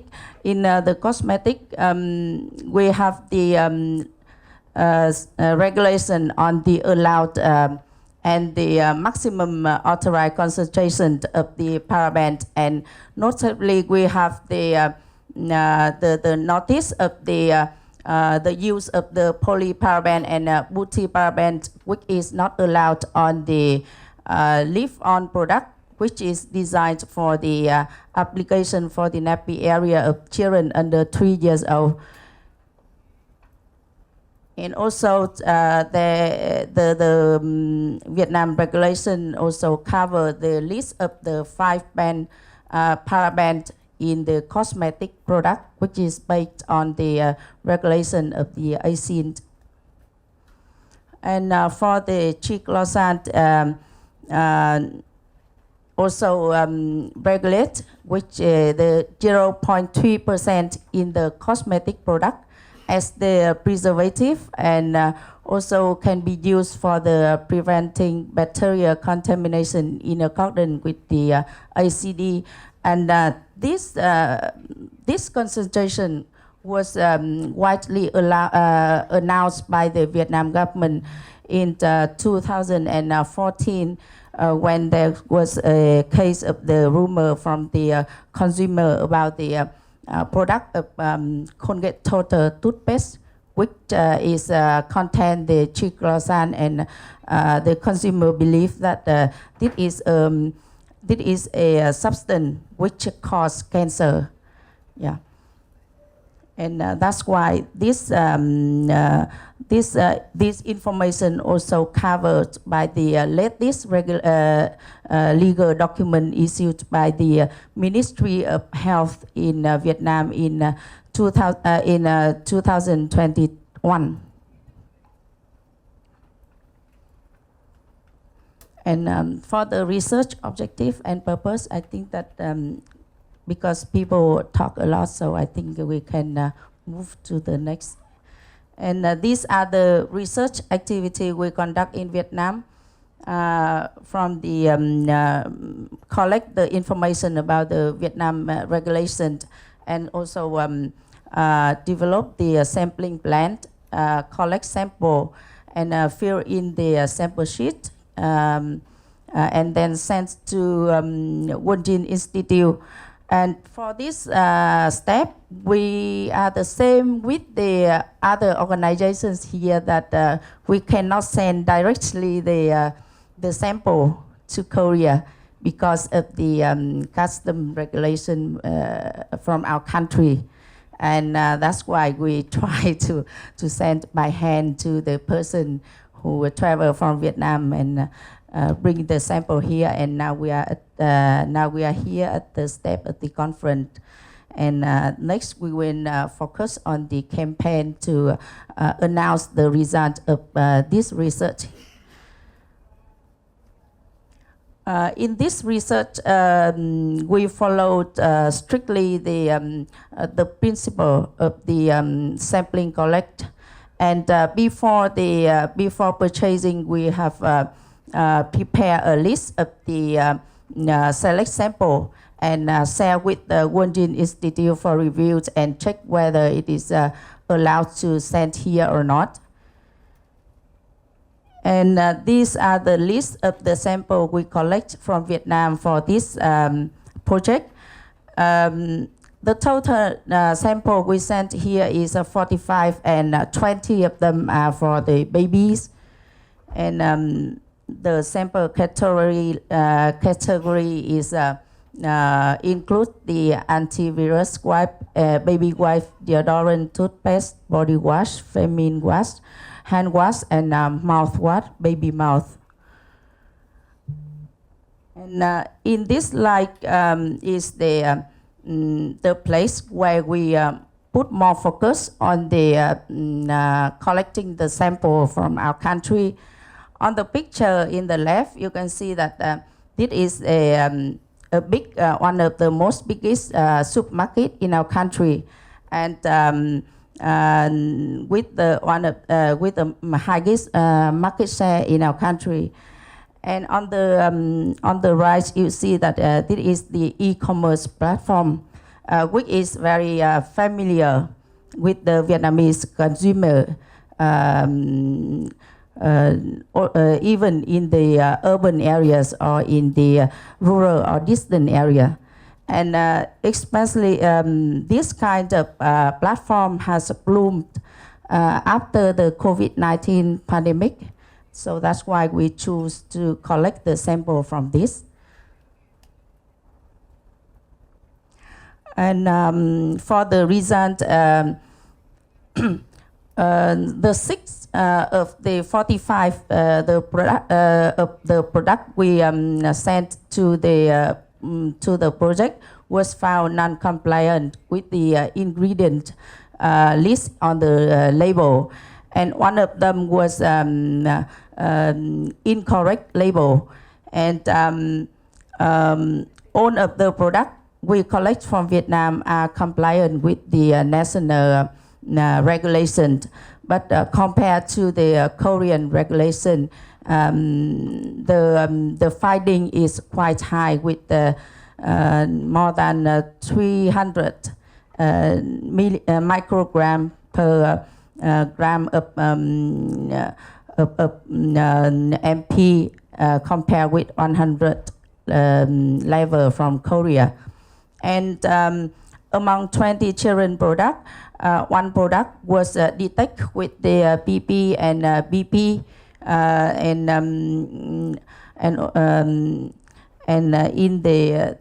in the picture on the right, you can see that this is the product we found incorrect label, and also exists the Korean limitation as well as detect with PP and BP. And these are the products that found non-compliant with the label. And the next step in CCFAT, we will focus more on the on the media campaign to raise the awareness of the consumer about the choosing the personal care product when before purchasing through our website and the Facebook. And if possible, we do hope that there should be a further study to survey for the regulatory compliance in our country, to examine whether product ingredient in the label is compliant with the actual ingredient or not. And also for the baby product, it should be strict regulation, because from this project there was one product found content with the BB and BP. Even in the national regulation, it is under the limit, but in many of the media articles and news, and also in the list of the most toxic and unsafe for the children in the website who sell the children product, paraben and triclosan as the main concern of the parents and the consumer. So we think that if Vietnam have the more in detail guidance in the for the baby product, it should be better for the consumer when they choose the product to use. And that's my presentation for our participating in research, and thank you very much for listening. 네, 감사합니다. Thank you. So far, we have heard the case reports from 8 countries. We just heard from results from 8 countries. As you just heard, Some countries' implementation is still weak, and some chemicals, EDCs, are still used in children's products, which is an issue. That we saw different examples. So the outcome of our project, I hope this will become a good tool for you to be utilized in your campaign in your respective countries. Next up. We will share various cases of Korea for your reference. We have many speakers, and we didn't allocate the break time. If you need, you can go to the restroom freely, and you can take coffee freely. Let me invite Dr. Sang-mi Kim, who is with the Korea Research Institute of Chemical Technology. She's going to talk about the human exposure assessment of EDCs in consumer products focused on parabens. Good afternoon. I'm with the Korea Research Institute of Chemical Technology, a Chemical Analysis Center. Sang-mi Kim, thank you very much for inviting me to this wonderful occasion. I chose a paraben, and I see your interest in paraben, so I believe I hope this presentation is interesting. I use the food monitoring data. How much is it exposed to people? That's the assessment I have conducted in Korea. Parabens are considered important, and the reason will be discussed and result of the exposure assessment. And there has been some limitations in the study, and the further study is called for, so I will talk about them. EDC, it has been mentioned quite a lot, so let me skip this. At low dose, they can cause health problems, and unknown health problems can be caused by EDC. Female children products have been monitored, and I believe you feel the need to monitor them. The organs of children, when they're exposed to EDC during a developmental stage, irreversible health conditions can be caused. So that is the focus of the study. Paraben is used as antimicrobial compounds, and Korean Ministry of Food and Drug Safety is regulating personal care products, cosmetics, pharmaceuticals, and we have regulations for the use of parabens. In the past, the PPCP was the route, but the food intake can be the absorption of parabens, and we study that too.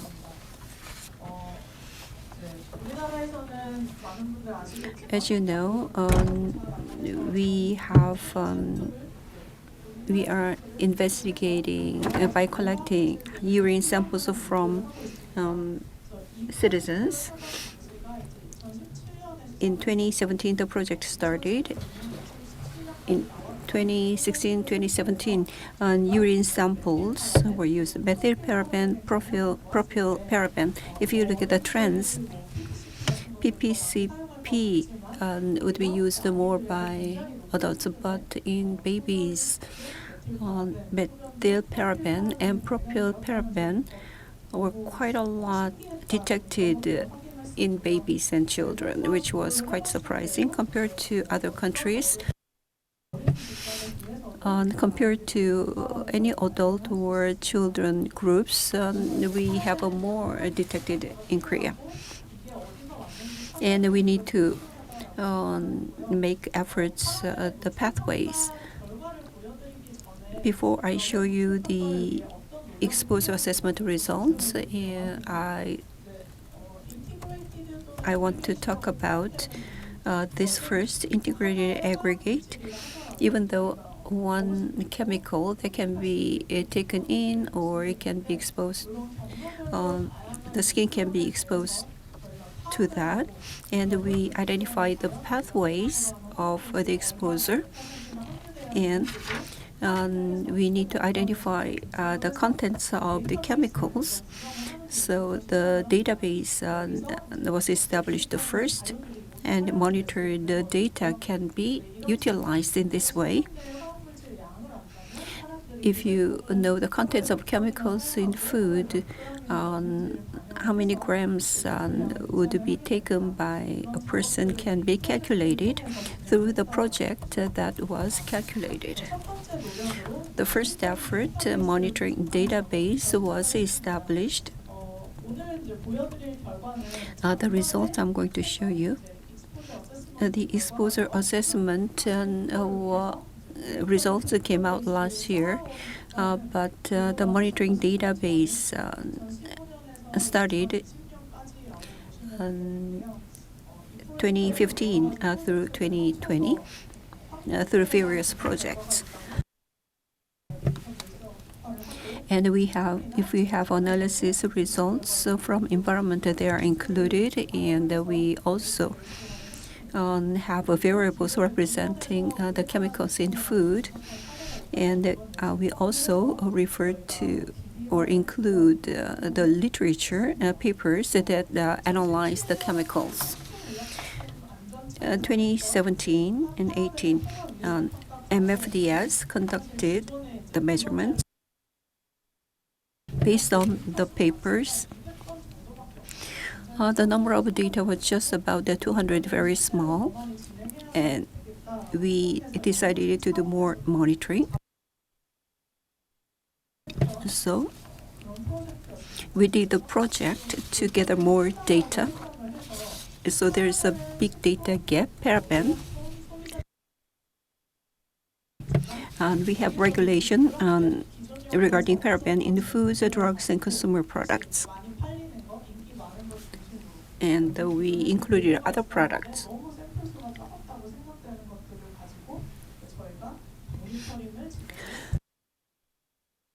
And we did collecting the more samples for monitoring. Foods, the sauces were monitored. And popular cosmetics, deodorants, and mosquito resistant agents, baby products, and medicines, and wet wipes are included. From 2017 to 2019, 700 items were collected and analyzed. This is just mean values of some of the items. Lipstick products, lip care products, 47 of them were analyzed. Paraben, you can see the average values. Cosmetics and others were analyzed. The detection was not very high.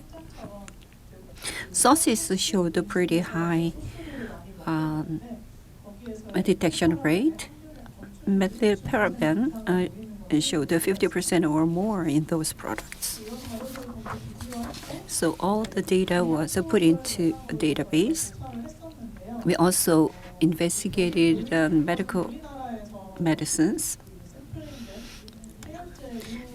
This is anti-fever agents from Korea, and we received the samples from Hong Kong, Thailand, Malaysia, and other countries, liquid samples. And methylparaben, propylparaben were quite a lot found in those medications. In Europe and the United States, the parabens are not really prohibited, but we found other preservatives. And children below 3, the parabens are prohibited, but this liquid medications are used by children, so we realize the parabens are consumed by children. This is the final exposure assessment, methylparaben and the propylparaben. So I show you these two only, average exposure and the high exposure. Children, as you go toward the older people, without medicine, with medicine, in urine, children showed pretty high, and didn't show high level, but with medicine, under the scenario of with medicine, just like a urine detection, children showed a higher detection rate. So if you compare this to urine results, the pattern is similar. So we acquired more algorithm to assess depending on the scenarios, like with medicines and without medicines. So through the project, we derived the results. This is a scenario-based assessment. This approach of research has some limitations, and let me talk about that. So in order to assess exposure as measurement on the contents and the exposure of those chemicals in the content should be identified. First, high dependency.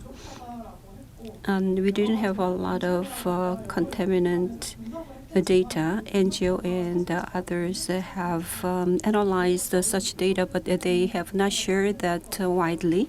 So that's why we tried to acquire our own data.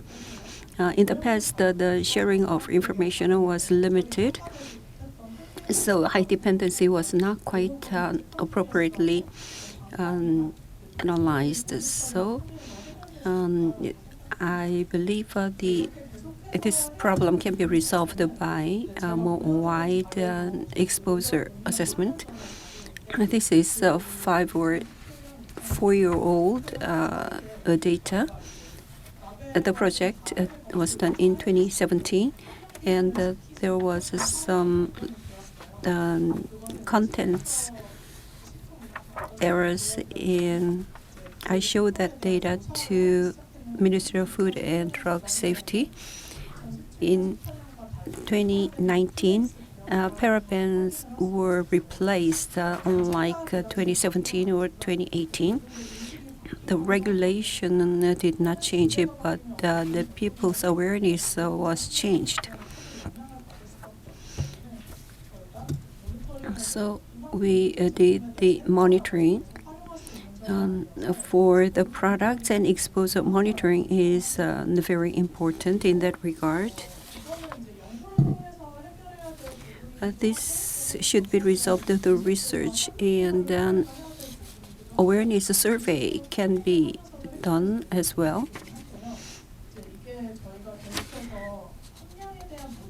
We monitor the contents, but absorption into body and how much effect it brings is something we cannot identify. There are many different factors, and exposure can affect the people, but there's a lack of a study in this regard. Example, paraben-containing shampoo is used. How much of it is remaining in the body? 10% or 1% can be the assumptions, but it is not clear. It cannot be proved. So that is the limitation of the scenario-based assessment as we use the assumptions. The advantage of a scenario-based assessment, we can pinpoint the source of exposure, and we can accurately calculate the amount from the source, but other sources can be overlooked. So MFDS provides paraben data. The paraben exposure through medications is not included, but other sources are included in the analysis. It depends on the government agencies. So intentional exposure sources can be excluded. So for a better exposure assessment, a biomonitoring needs to be used as well. Biomonitoring, what can we do with the biomonitoring? On the left, cosmetics, and we looked at the decrease in the content in the urine after prohibiting the use of cosmetics in teenage girls, and bisphenol A reduction is also looked at. On the left, 74 teenage girls were recruited by visiting schools, and we asked them not to use cosmetics. And we saw that many girls wear makeups when they come to school. So we prohibited them from using the cosmetics. This is before stopping cosmetics. The red indicates after not using the cosmetics. You can see the shift in paraben. When we did the analysis, the low 25% was excluded because we can see the heavy users experience the reduction more. So cosmetics use may contribute around 30 to 54% of the total exposure to parabens. Bisphenol is detected in packaging materials. So for 3 days, we recruited the families, and for 3 days, they were made voluntarily refrain from foods in cans, plastic containers, instant foods, and delivery food. That was the instruction we gave them. This is before and after. And the urine samples were collected and analyzed. Mothers and children were analyzed overall. In the middle, the food intervention, BPA, was decreasing. Single-use or packaging materials affected mothers more than 50%. A quantitative result.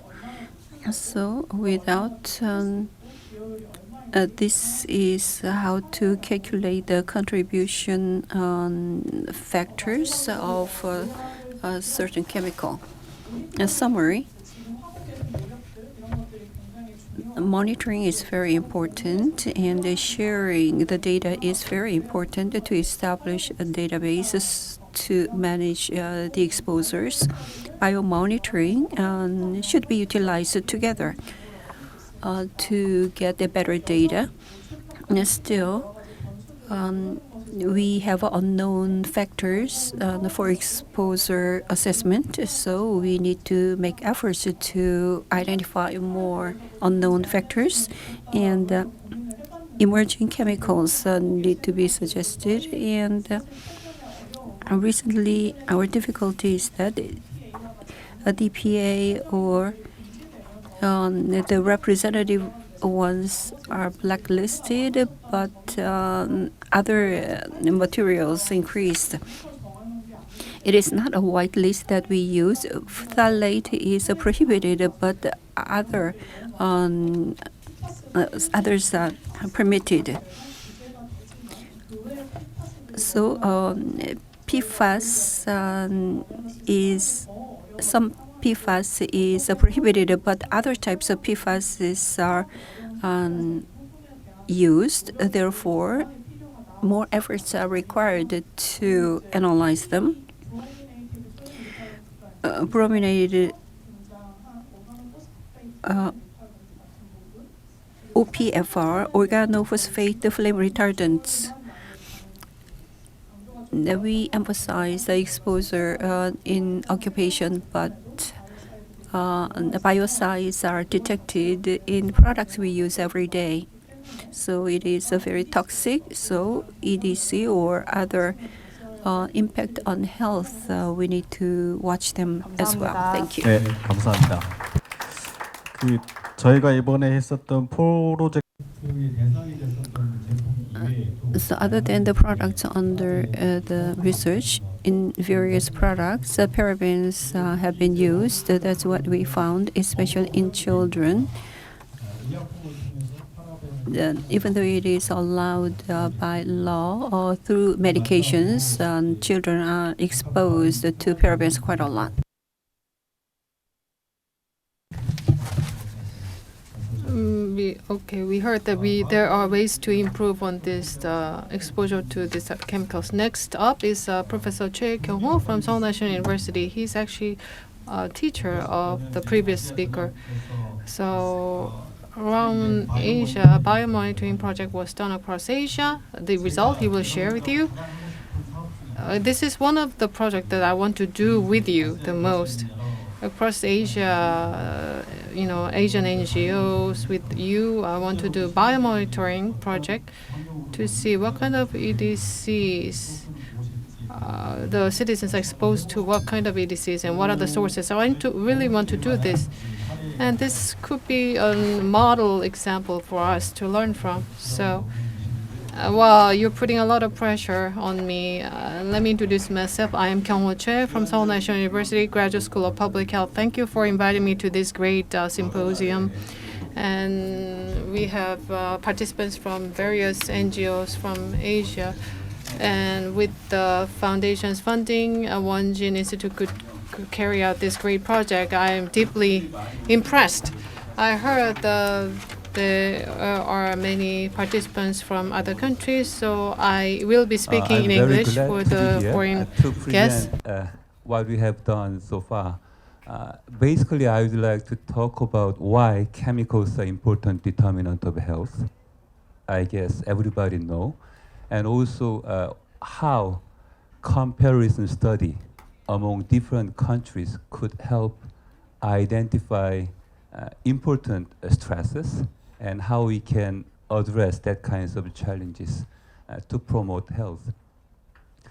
I was born in 1969, so I don't feel I'm that much old, but when I was a kid, I didn't see any of this, like liquid soap or like PET bottle or sun creams. But nowadays, I cannot stay one day without these things. So that means that widespread of use of those consumer products, which contain a lot of chemicals, a very recent phenomenon. So maybe my father's generation, or Professor Peck right in here, when he was a kid, he wouldn't see toothpaste, I would say. So these kinds of rapid change over the like 1 or 2 generation would make us to be exposed to more and more chemicals. One of my PhD students, she graduated with some of those biomonitoring data. Actually, she recruited dozens of women, and we tried to determine the concentration of multiple chemicals. And each of those numbers stand for each individual, and we found quite a lot of different types of chemicals in their body. Some people has a lot, some people has some a little bit less, but everybody has a lot of different chemicals, and many of these chemicals are very much brand new. So these chemicals, newly introduced to your body, must have interact with your body. But our body is actually basically the same body of the era of hunter-gatherers, like tens of thousands of years ago. So that kinds of mismatch, so our body never used to this kinds of new chemical environment, and new chemicals just pouring into our body mismatch with each other. And some people studied so-called Darwinian medicine or evolution medicine, claim that these kinds of mismatch, not only chemical but also behavior, atmosphere, that kinds of things cause different types of disease. And this mismatch may not explain everything, but a lot of disease increase for the last several decades may be explained by these kinds of mismatch. So as you can see in here, hypospadias, autism increased very sharply. And there might be some reason other than chemical, but maybe genetics cannot explain it, because during like a couple of generations, genetics cannot change that much. Chemical is one risk factor. This is very interesting graph. This red square stands for the prevalence of diabetes. Blue circle stands for chemical production. So coincide very well with each other. Maybe chemical itself cannot explain 100%, but that can explain a significant portion of increase of those increased prevalence of certain disease. And in the laboratory, actually we are doing some environmental toxicology studies in the laboratory. We see over and over that these chemicals can cause some changes in the body to promote production, or those prevalence instance of diabetes. So those chemicals can be exposed to our body through different types of sources and pathways. Just like Dr. Kim Sun-mi mentioned in the previous talk, there are so many sources, so it's very difficult to combine them all to construct the whole picture of chemical exposure.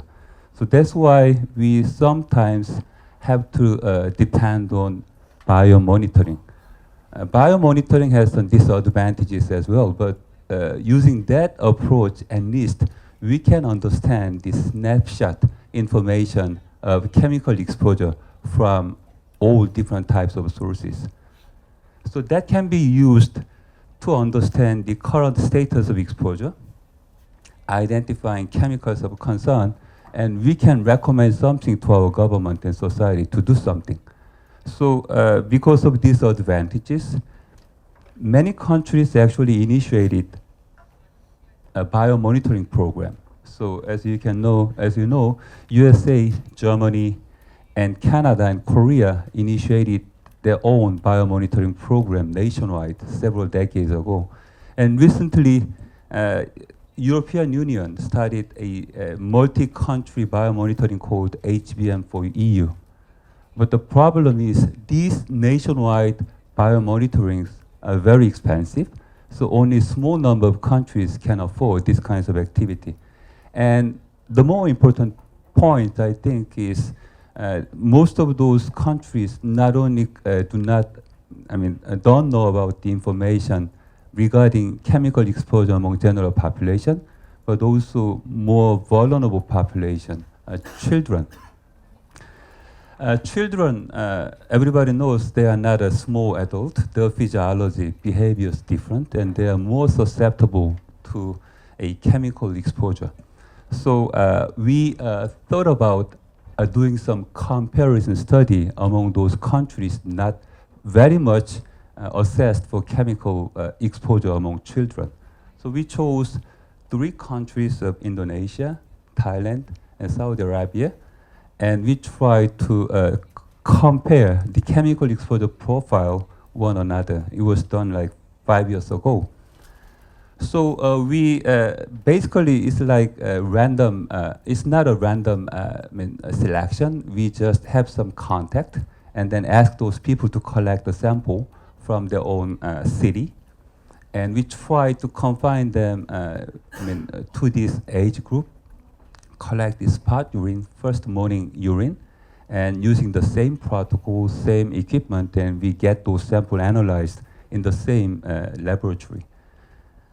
So we just go there, giving an instruction to those people, and giving out those questionnaire and those tools to collect the urine. Give them the same questionnaire so that they can answer, comparable answers, and send the sample to several laboratories like Ulji University and Bochum and Suncheonyang University to get the samples analyzed. And we published several papers out of this study. We found that in Saudi Arabian children are exposed to very high levels of phthalate. This red bar stands for conventional phthalate, DEHP. Gray bar stands for alternative phthalate, DEHTP, terephthalate. And Indonesia, number 2, and Thailand was not that much. We assume that, there must be some reason for those Saudi children to have exposed to these high levels of phthalate. And also we conduct some study on alkyl phenols that can be used for detergent. And in here, we also found that in certain countries like Indonesia, Saudi Arabia, are exposed to higher levels of alkyl phenols than Thai children. So, this is a log scale. The difference is quite huge. So there must be some reason for this country to show high levels of exposure. Recently, we also look at UV filters, sunscreen, and we found there are some country by country difference. And we also found that the amount of sunscreen use cannot explain the difference. So there must be some other sources of sunscreen UV filter exposure for those children. So that's very interesting finding for us. And for these kinds of,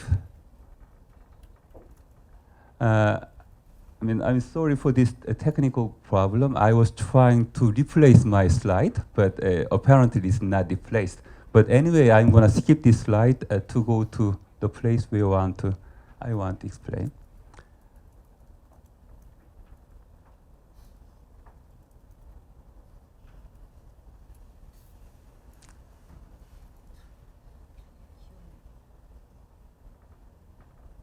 Actually, so from this national, 3-country comparison study, we found that by comparing different countries where different culture, different diet, or different behavior prevail, we can easily identify hot chemicals. So we found in Saudi children, DHP is very, very high. Indonesian children, DHP plus alkyl phenol is very high. And also based on that kinds of observation, that is a starting point for our follow-up study to identify major source of exposure. So we designed children's biospecimen bank network. I'm a little bit worried because I add some of the recent data out of this effort, so I hope I couldn't find the data to share. But anyway, in this way, we try to increase the number of countries, and we want to identify a snapshot comparison among different regions. And we also want to understand the temporal trend of exposure, because we have done one study in year 2028, and if we can do the same study in the same region for the similar age group children, we can see temporal trend. And some people argue that if you just pick up, for example, 100 children in one small town in Sulawesi Island, Indonesia, how come you could claim that you can provide representative information of exposure profile for that country? That's true, it's not a representative sample, but I think the samples you show today is very valuable because having one sample is much, much better than nothing. So having some of those information ready, using a standardized protocol, we have a valuable information to kind of identify hot chemicals and also temporal trend of exposure later. So we try to team up with some of those people in different countries and then try to collaborate to build a biospecimen bank. And basically we want to collect the sample every 3 or 4 years. Everybody's welcome to join. It's small but very focused. As I mentioned, we do not want to do a nationwide biomonitoring study. It's just like snapshot comparison, question-driven, and we just construct this biospecimen bank for future use for our next generation to compare. And having these kinds of temporal data available, we can see which chemical is decreasing, which chemical is increasing, maybe later. And we know exactly what kinds of chemicals and what kinds of exposure pathways we have to work on to reduce like emerging chemical exposure. So we end up having these 7 countries to work together. And some of those countries already collect the sample.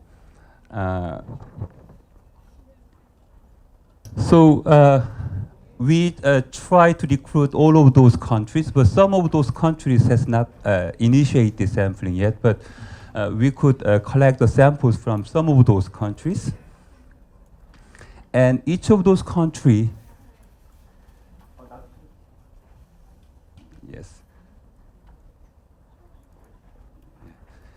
each of these countries collect the sample from their own country, and some of those samples are supposed to send to Seoul. And when somebody mentioned that transport from Bangladesh to Korea was very difficult, I could fully understand the situation. We have to make our collaborators deliver by themselves to come to Korea like in a short time. And we have a central biospecimen bank at Seoul National University, and we send those samples to our collaborator laboratory to get those samples analyzed using the same protocol. And that takes a lot of work, but during the COVID time, it's a lot easier to meet online, so we made a lot of online meetings. And last year, we had a first Children's Biospecimen Bank Network meeting offline at SNU. And actually, the 1st and 2nd of February this year, we're going to have the second meeting at SNU. So you are interested in, please come to our symposium. And in this effort, we use the same sampling scheme, sampling sampling a storage and delivery protocols. And we have a standardized equipment to collect the sample, store the sample, and deliver the sample to the central bank. And until now, we have collected some samples from Korea, Indonesia, Bangladesh, Thailand, and Egypt. And it's a lot of fun for our students to go and collect the sample. We go there giving a short lecture to the children about the chemical and getting some questions about urine, because we are collecting urine. And in different countries, we send some of our students to collect the sample using the harmonized, the same coordinated method of sampling. So we have done some in Indonesia, Sulawesi, Thailand, and Egypt. And using those samples, we try to analyze the samples like plasticides, like DHP, bisphenols, antimicrobials, heavy metals, UV filters. And until now, we have only the data for plasticides. So I'm going to show you some of those data. So these are the data we collect when we just compare several major chemicals among those different countries. We see some different patterns of occurrence by the country. So when we look at the DHP, Korea is number 4, but Indonesia is a proud number one. But when it comes to alternatives of DHP, so DEHTP, as you can see in here, Indonesia is number 3, but Korea is number 1. So, and also we look at the difference by time because we collect the same sample from the same region of Thailand and Indonesia in year 2018, as you can see in here. This is it's not a log scale, but we see some decrease, statistically significant decrease of DHP metabolite in Thailand and Indonesia together. But DEHTP, terephthalate, increase unanimously. So that indicates that the chemical use patterns have changed in the last 5 years, and we know which chemical is more important in terms of management of chemical exposure among children.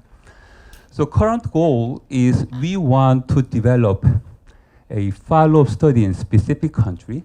For example, in Egypt, our collaborator in Egypt collect the sample not only in Cairo, but also in northern suburb area to see some difference. In Thailand, the collaborator collect Chiang Rai, is more like northern part of Thailand, to see the chemical exposure difference within the country.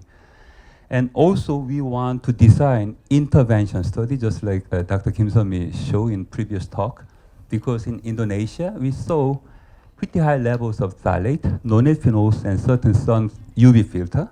And we want to understand what kinds of exposure pathways most responsible for these kinds of exposure. So we designed an intervention study design, and we did it a year ago, and we are now analyzing the sample. So hopefully I could show you the data next year whenever I have a chance.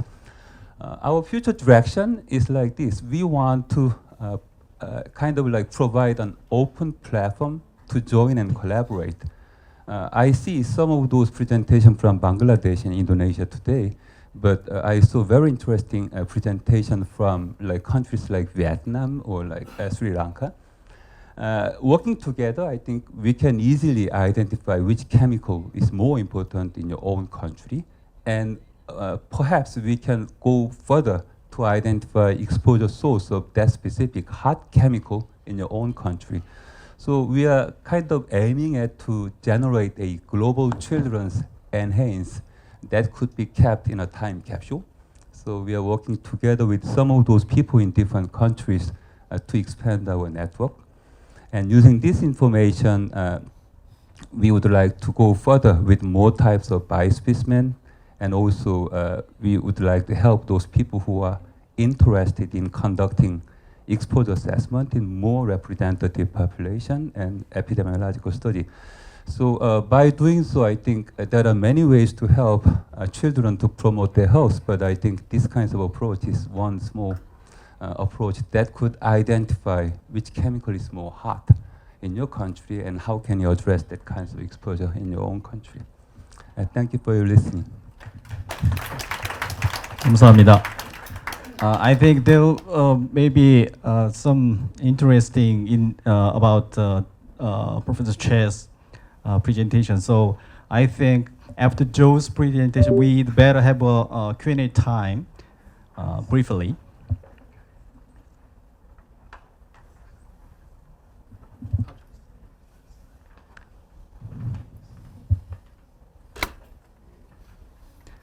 Well, you all well know about Joe, so I don't need to explain who he is.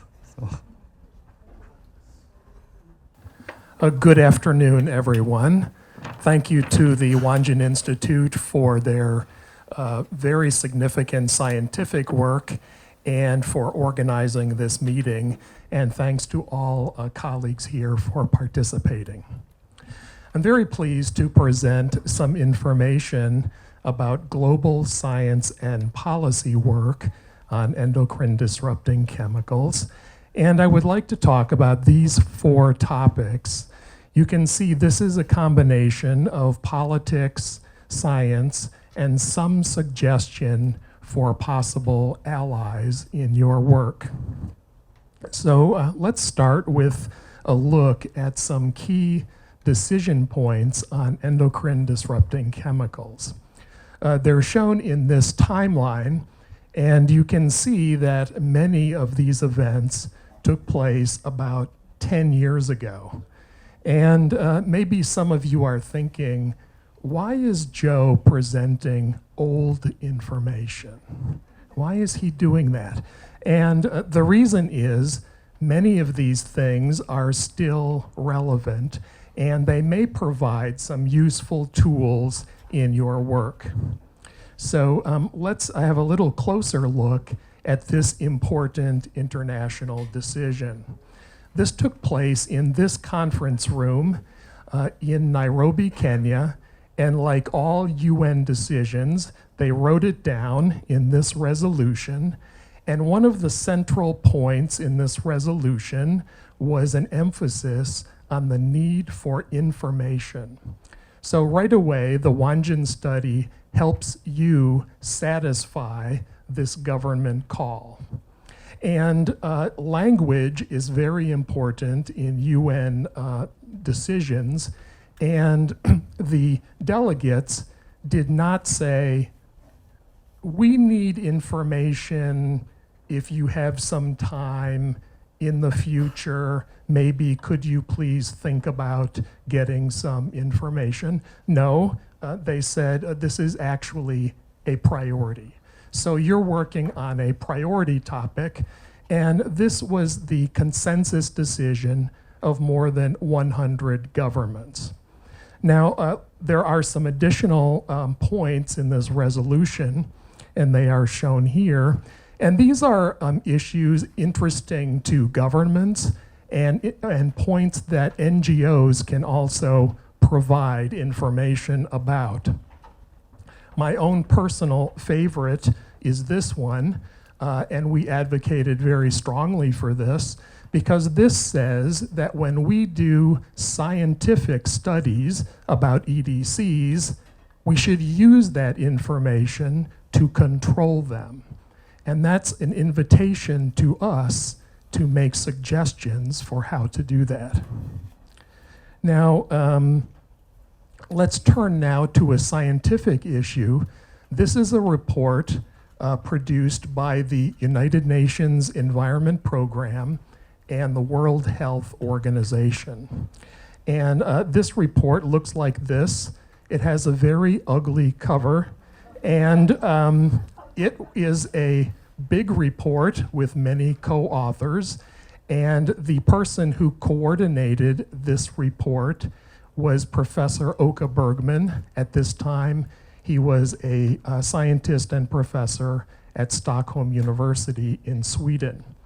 So it is a little difficult to present such a big report, but I picked just 4 points that I think are interesting and useful.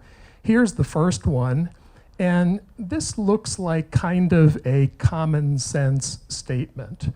Sure, we all want to be healthy, and we understand we need good systems in our bodies, but what this statement is really saying is, what is the cost or what is the result if you disrupt this system?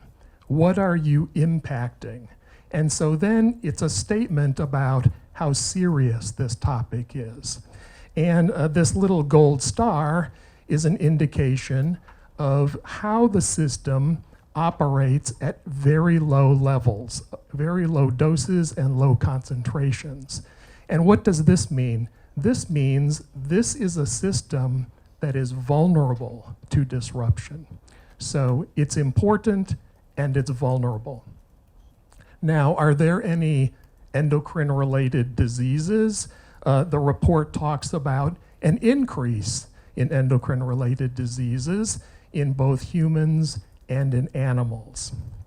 The third point is about the chemicals themselves, and the issue here is that not all EDCs have been identified, and the key word here is appropriately testing.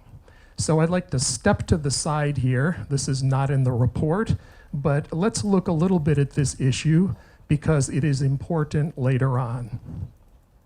If we look at and compare traditional methods of risk assessment with the realities of how EDCs work and how the endocrine system works, there are some differences. So as we've seen, EDCs affect development, and traditional risk assessment is usually done on adult animals. So the development has already happened. There are multiple sources of exposure. We're exposed to mixtures, and so are animals. And traditional risk assessment tests a single substance at a time. And finally, we have seen that this system operates at very low doses, but traditional risk assessment uses high doses because they have a relatively small number of animals, and they need a high dose to see an effect. Now let's step back to the report, and this is the final point here in this report. And so this is also a very useful recommendation for us. This is not activists saying this. This is the conclusion of 2 UN agencies, one with an expertise on environment and the other with an expertise on public health. Now, what did the chemical industry think about this report? Here's a report that is talking about increase of diseases, a vulnerable system, recommending reduction of exposure. Well, the chemical industry reaction was sort of like this, and they just could not believe that 2 UN agencies said all those things about their substances. They complained to the agencies, they complained to governments, and it was a huge thing. And it's worthwhile to understand why did they do this. So let's have a look at that and compare the positions of the chemical industry with how endocrinologists view this issue. So the chemical industry, their view is all we need to do is a risk assessment. And if we do a risk assessment, then we can have safe use. That's their position. And endocrinologists, as we have seen, will say traditional risk assessment does not apply to EDCs. So what is the consequence of the chemical industry position? So chemical industry representatives have told me many times, they say, Joe, every chemical can be used safely because all we need to do is do a risk assessment. Then we find the, quote, safe level, and then we can use it. And what is the position of the endocrinologists who study the endocrine system? Their position is some chemicals are not manageable. And what do we do with chemicals that are not manageable? We ban them. So you can see here that the chemical industry views EDCs as a threat to their business model. The industry has to say that every chemical can be used safely because that's the source of their business. And so this is how the chemical industry realized they needed to react. They needed to defend their industry and their products. So they asked themselves, is there any other industry that makes a toxic product but has kept that product on the market for many years? And there is an industry, it's this one, and the first thing we can ask about this or see, so smoking was shown to cause lung cancer. When did that happen? Is that a recent thing? 5 years ago, 10 years ago? Actually, this happened in 1950. So chemical industry was impressed. Wow, you can still buy cigarettes. That's quite impressive. And well, surely if your product kills people with a fatal, horrible disease, you must have to say something about it. So the industry CEOs were called into US Congress. They had to take an oath. They had to answer about this. So they did that. And when did they have to do this testimony? Did they wait an entire year and do it in 1951? No, they did it almost 50 years later. Now the chemical industry was really impressed. Wow, this is an industry that makes a product that kills people, and they could wait 50 years. And even more impressive was the industry strategy was to create doubt about the links between heart disease and lung cancer and their product. And the chemical industry realized, that's brilliant. We could do that. And so then they asked, what other strategies does the tobacco industry use that we might be able to use? So they took a look at them, and wow, the industry looked at these and they said, these are all things that we could do. And if an industry that makes a product that kills people can stay on the market, well, that should help us in our efforts. So what did they do about the UNEP WHO report? Well, they used this strategy and they produced this paper. And this also illustrates a third-party technique. None of these authors work for a chemical company. These authors are scientists who work for industry consultancies or universities. So the industry can say, we didn't say anything bad about the UNEP WHO report. These smart people said it. And what did these people say? They cast doubt on the report. Do you really want to use a report that's not balanced? They're implying that it's not scientific. And this made the authors of the UNEP WHO report mad. So they published a paper in the same journal. They called out these authors. And if you look at the first title of this paper, Manufacturing Doubt About Endocrine Disruptor Science. So they're calling out the industry for using a tobacco industry strategy. Now, why am I spending time on an old report? The reason is that this report is going to be updated in just a few weeks at the United Nations Environment Assembly. This was a request of the Assembly, and I expect that many of these same points and recommendations will exist in the next version, and the advantage will be that, of course, the science will be updated. So this may be a very useful tool in your work, particularly with your governments, because this is the work of the 2 UN agencies with expertise in science, in environment, and in public health. So we've now looked at science. Let's look at politics. About 10 years ago, some of us in this room participated in this meeting in Malaysia, and this was a meeting of the 55 governments of the Asia-Pacific region. And they agreed by consensus on this resolution about endocrine disrupting chemicals. And this resolution has some very useful components for colleagues in this region. The first one was governments asked, is there any problem with doing nothing? And they said, yes, there is a problem. There's a cost to inaction. We should have action. And what did they recommend that we should do? We should identify EDCs and their sources. And this is exactly what the Wonjin Institute study is doing for NGOs that participated. And, well, I think we can make some recommendations about how to reduce EDCs. And this is not just in consumer products, but for colleagues that work on pesticides, it also includes pesticides. I think we have some thoughts about that. Public awareness raising is a specialty of public interest NGOs, and governments called for it.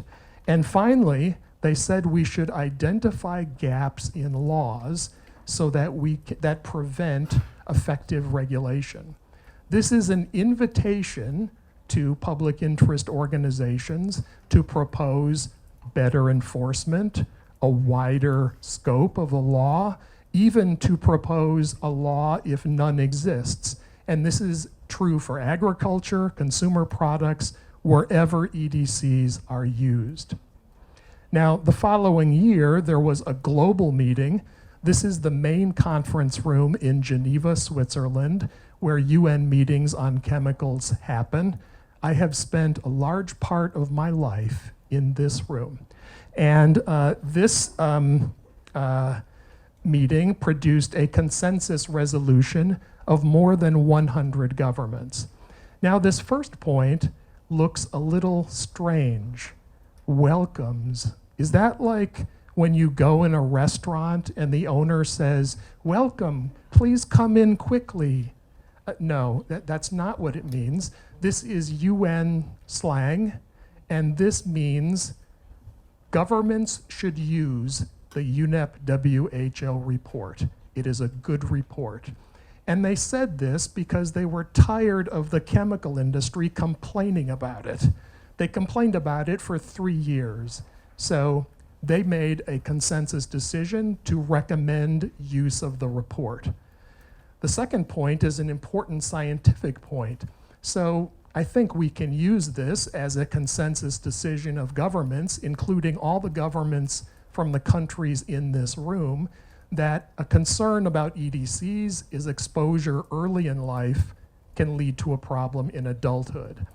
They reaffirmed the need to reduce exposure, and they called on UN agencies to generate more information, which they are going to do in a few weeks. Now, let's turn now to the final issue of some resources and some possible allies for your work. The Endocrine Society is a possible ally. This is a very large organization, and it is composed of scientists who work on the endocrine system and medical doctors who work on endocrine-related diseases.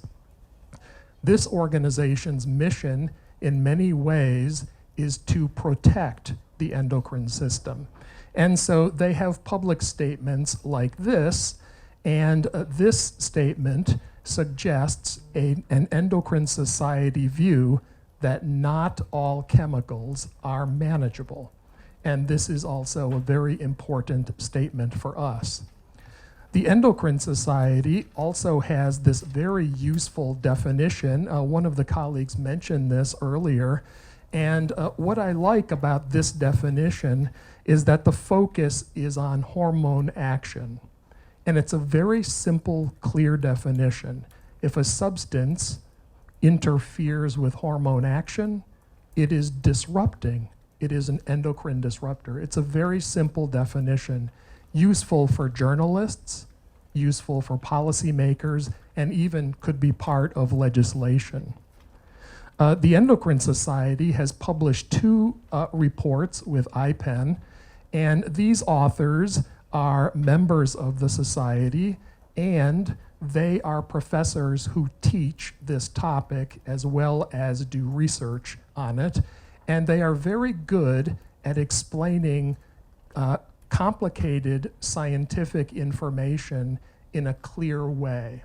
So this may also be a useful resource for you. Okay, let's summarize. Endocrine disrupting chemicals are a global issue of concern. More than 100 governments agreed that we should take our research results and use them to control EDCs. 2 UN agencies said that we should reduce our exposure to EDCs. The chemical industry views EDCs as a threat to their business model, but the truth is traditional risk assessment does not apply to these chemicals. In 2015, governments affirmed that the UNEP WHO report is appropriate and should be used by governments, and they noted that exposure early in life can lead to problems as an adult. And finally, the Endocrine Society may be a useful ally. This is an organization that not only has interesting definitions, but are true advocates for protecting an endocrine system which is vulnerable to disruption. Thank you very much for your attention, and I would be happy to talk with any of you later. 네,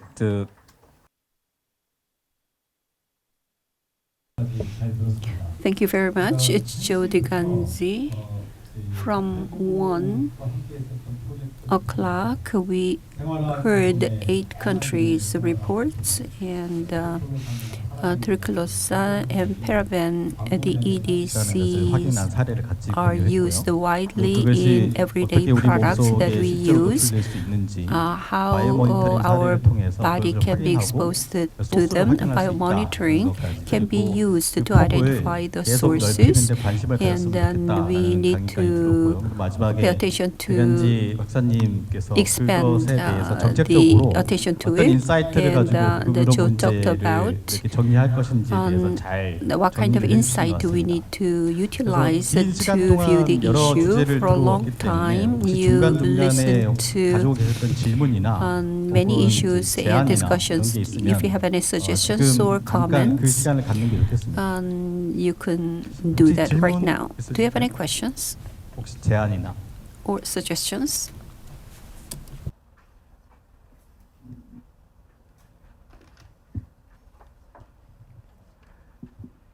혹시 아시아 국가 중에 그 국가 바이오 모니터링을 하고 있는 National biomonitoring. Do you conduct the biomonitoring in Asian countries? The national level biomonitoring program are implemented?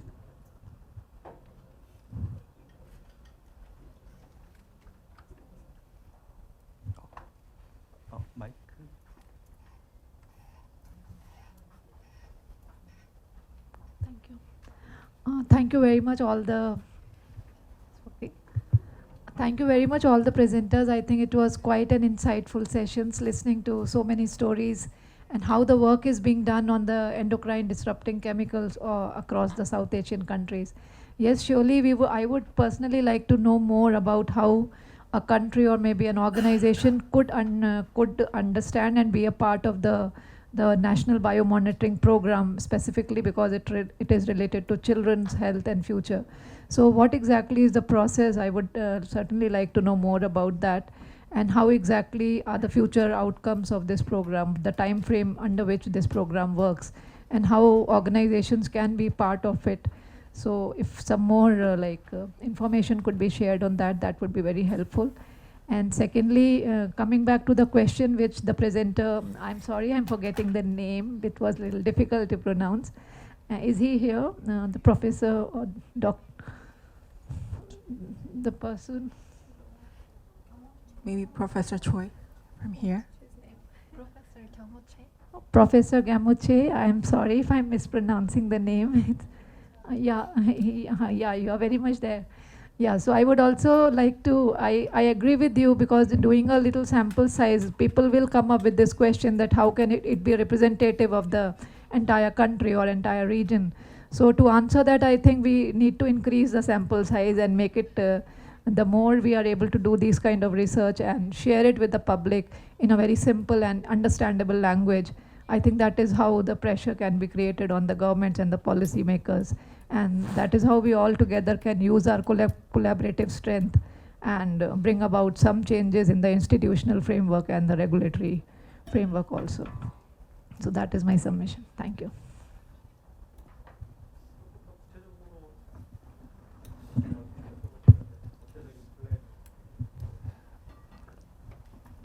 Thank you very much for your comment, and actually your pronunciation of my name is just perfect.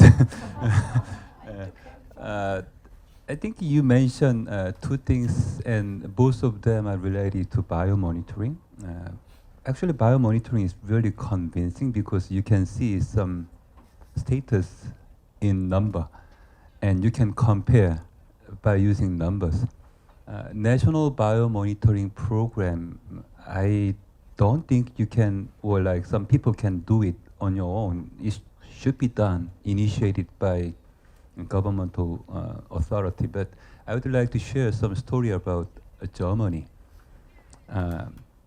Germany is one of the first country which initiated nationwide biomonitoring program in relation to environmental aspects. So it is called German Environmental Survey, or JORES. And before JORES was initiated, there was 4 university professors in Germany. They just met with each other and they decided to collect urine of university students from each university, 4 university, every year, 100.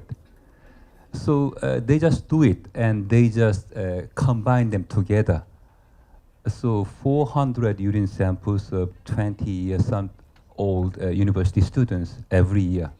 And actually that became a environmental specimen bank of Germany. Actually, German government adapt that biospecimen to compare their current status of exposure to their previous one.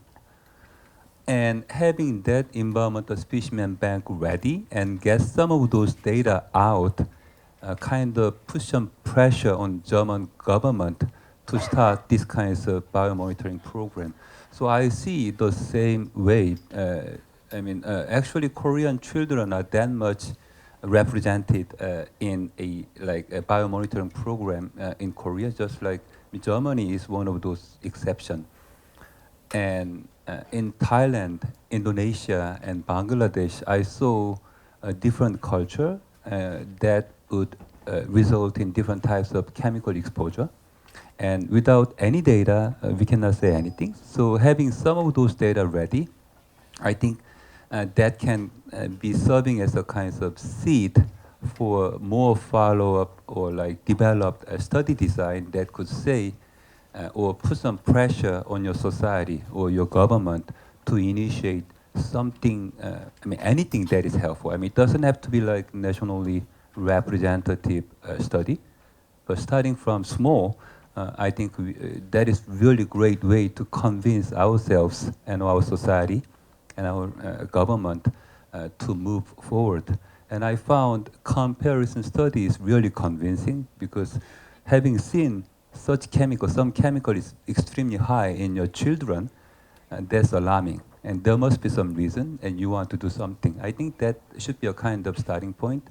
And if you are interested in joining this kinds of effort, we are very welcome. It doesn't cost that much money, actually. Actually, manpower and collaborative spirit is more important. So we just do it without that much dedicated fund, but still we have been successful in doing this. So you're welcome to join. Thank you for your comment. 네, 작은 데이터라도. Well, whether you have some data in your hand or not, that makes a big difference. 30 products from each country we collected in this project, and several billions of population in India they have, and we collected 80 samples, right? Of course, it's not representative of the entire Indian population, but it can serve as a seed, that's for sure. And did you raise your hand? I think I'd like to say thanks to the each country participants and also discussants from the academic and also international NGO. So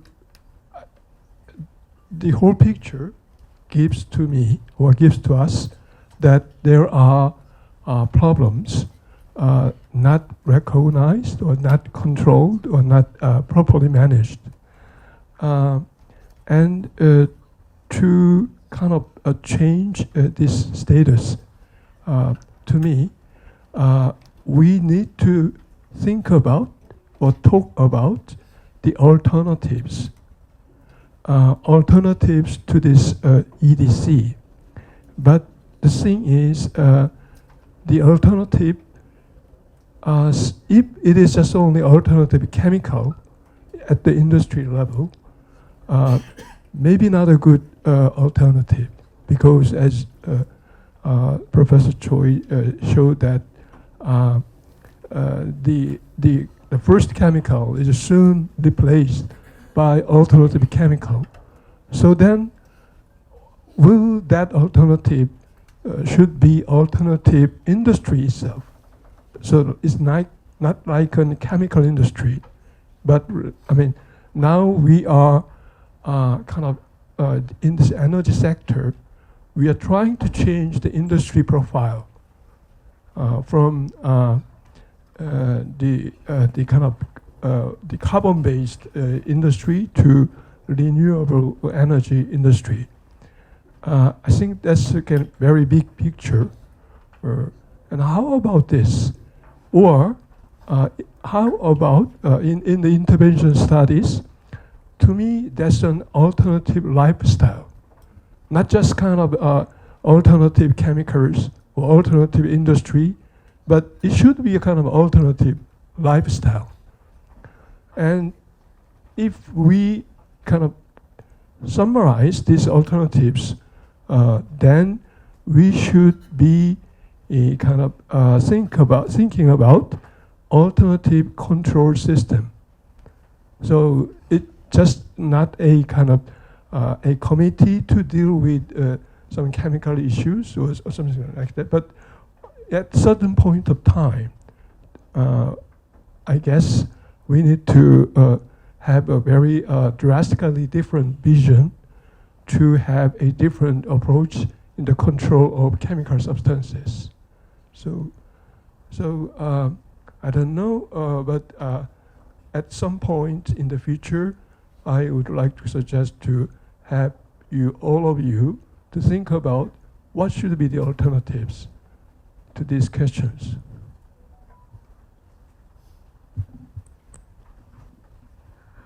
In the morning, extended meeting, we already talk about the alternative. What is really the alternative? In the morning, we already the chemical alternative, not the answer, but we have to change all our life. And you said we have to change the economic and industry frame to the better world. So that is a good point. We have to keep in mind, I think. Then, so we have three presenters for next discussions. So the Chinky from IPNC would present about its efforts to integrate EDCs into international policies or treaties.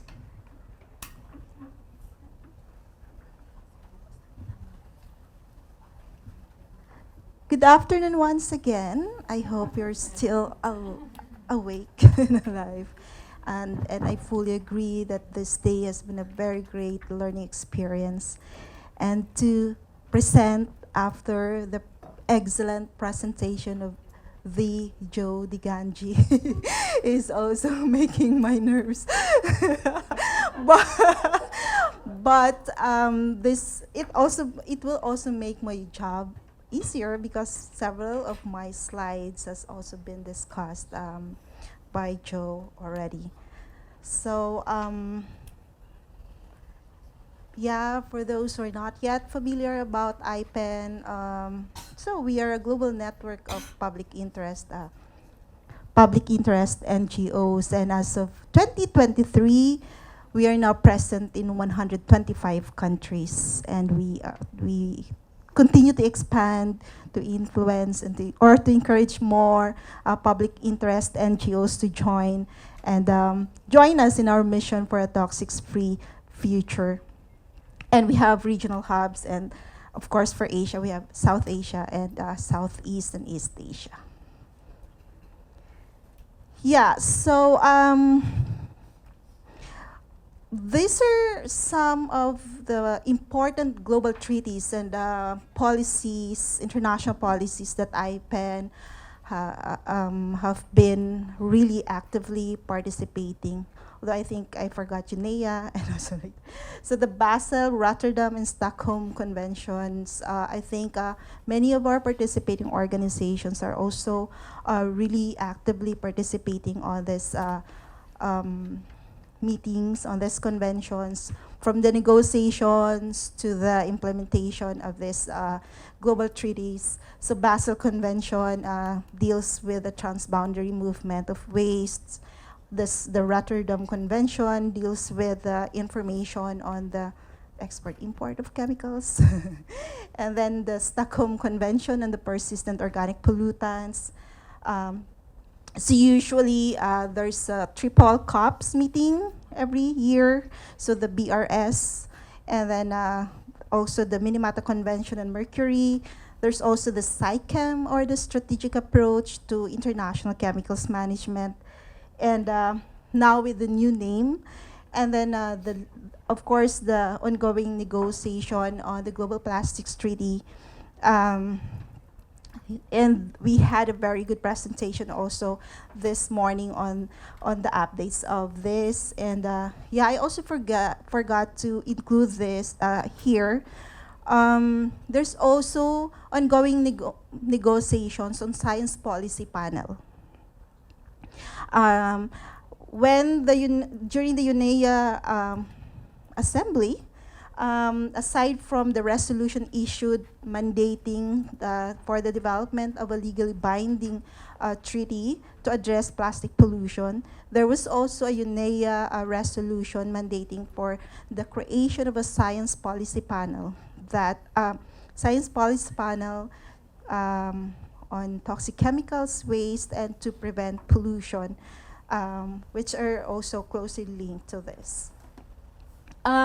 For us, in IPEN, we really encourage the participating organizations to be accredited in order to also and to participate in these global meetings, because the voice from the local, national levels are also very important. We have to make sure that the realities on the ground are really integrated or discussed at the international level and integrated in the international policies. So these are some of the studies conducted by IPEN on toxic chemicals. Sorry. But I will not discuss all of this. We've already heard a lot of important studies since this morning. Okay.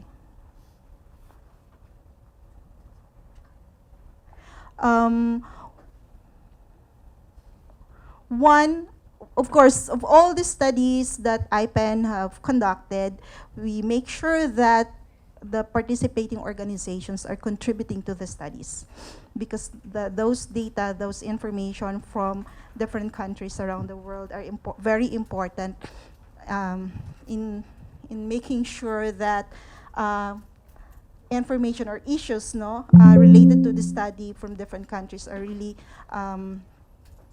integrated into the study, and also, of course, actions are also done in response to those studies. Okay. Even my presentation is nervous. My slides. So, okay. What aside from the this one. So Joe has already talked about this earlier, and this is a very good guide that IPEN has developed and also used in the policy meetings before, I think, during the negotiations on Stockholm Convention, and also SICHEM during the meetings, during the ICCM3 meeting. This was also very helpful. So Joe also mentioned about the Endocrine Society, and they have this definition of EDC.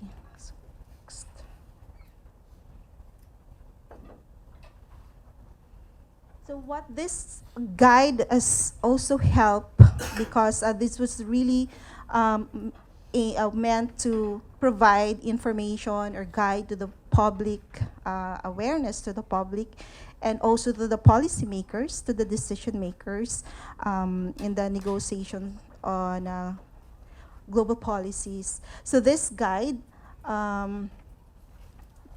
identified that there is a need. There is a gap between endocrine science and regulatory policy, and that decisions about regulation of chemicals must be based on the most modern scientific understanding of how hormones act and how EDCs perturb this action. So this was published in 2012. And then the next one is also plastics, EDCs, and health. This was also released. This was also developed and released in 2020. This is already during the negotiations when the this negotiations on Stockholm Convention also, and this also helped. This is also helping in the negotiations on the Intergovernmental Negotiating Committee for the development of the Global Plastics Treaty. And the key findings in this report include that exposure can occur during the entire lifespan of plastic products, from the manufacturing process to consumer contact, recycling to waste management and disposal, and that EDC exposure is a universal problem, and even the testing of human samples consistently shows nearly all people have EDCs in their bodies. So we also make sure that this guide, we were able to educate the policymakers and the decision makers and influence their position, influence their views, influence their decisions in terms of making sure that regulations are really in place and also strengthened. And if you can remember these two studies here, these are the recent reports issued by IPEN and also with the participation of the POs from Asia. So these are on PFAS in single-use food packaging and also PFAS in clothing. Okay, next. Yeah, I think, yeah, so I will just go, please go. For the Stockholm, please go back, yeah, this one. For the Stockholm Convention, so because IPEN also sits, when we all participating organizations from the civil society organizations or NGOs, if we are accredited to the UNEP, we get invitation to attend the international policy meetings, the global policy meetings. And IPEN is also an accredited NGO and has been actively participating in the global policy meetings. And one of the global policy is the Stockholm Convention on persistent organic pollutants. So this is an example because IPEN also sits as observer to the POPRAC, or the Persistent Organic Pollutant Review Committee. And then in that committee, IPEN is trying to really influence the recommendations of the committee, so that when the recommendations are forwarded to the conference of parties meeting or conference of party meeting, hopefully it will be adopted. So we're really trying to provide scientific reference to the policymakers, to the bodies, to these committees, and at the same time hoping or working on really ensuring that we are able to influence their views and also, of course, positions. And yeah, hopefully they will support the recommendations. And with the recent meeting, so chlorpyrifos and a family of PFAS has been identified to be recommended to, and hopefully in the next meeting of the Stockholm Convention, a conference of party, it will be adopted. And yeah, so please go back to last one. this one. Yeah, so for Stockholm Convention, so these are some of the plastic chemicals that are already covered, the PFAS, BFRs, dioxin, and UB328. So far, their phthalates and BPAs are not yet covered, but there are already existing national and regional policies on this. So again, the SciChem, or strategic approach to international chemical management. So this is a voluntary framework. This is not a legally binding, but this has been a very helpful policy framework for the work, for our work, because this covers because of its main objective, the sound management of chemicals throughout their life cycle, including waste. So all the issues on chemicals not covered by other conventions are covered, are discussed here. So next. Yeah, so I think Joe explained this earlier, during the third ICCM meeting in Kenya. So there was a resolution on EDCs and the need to build awareness. And during the ICCM 4 meeting in 2015, it was reconfirmed the need to address EDCs on a global level. Next, please. And so from SciChem, that was approved in 2006 in Dubai. In 2023, just last year, so a new policy framework takes place, SciChem. So we now have the global framework on chemicals. Yeah, so it covers the life cycle of chemicals, including products and waste, and takes account of other chemicals in waste instruments. It is multi-stakeholder. It was amazing, actually, that during the negotiations that the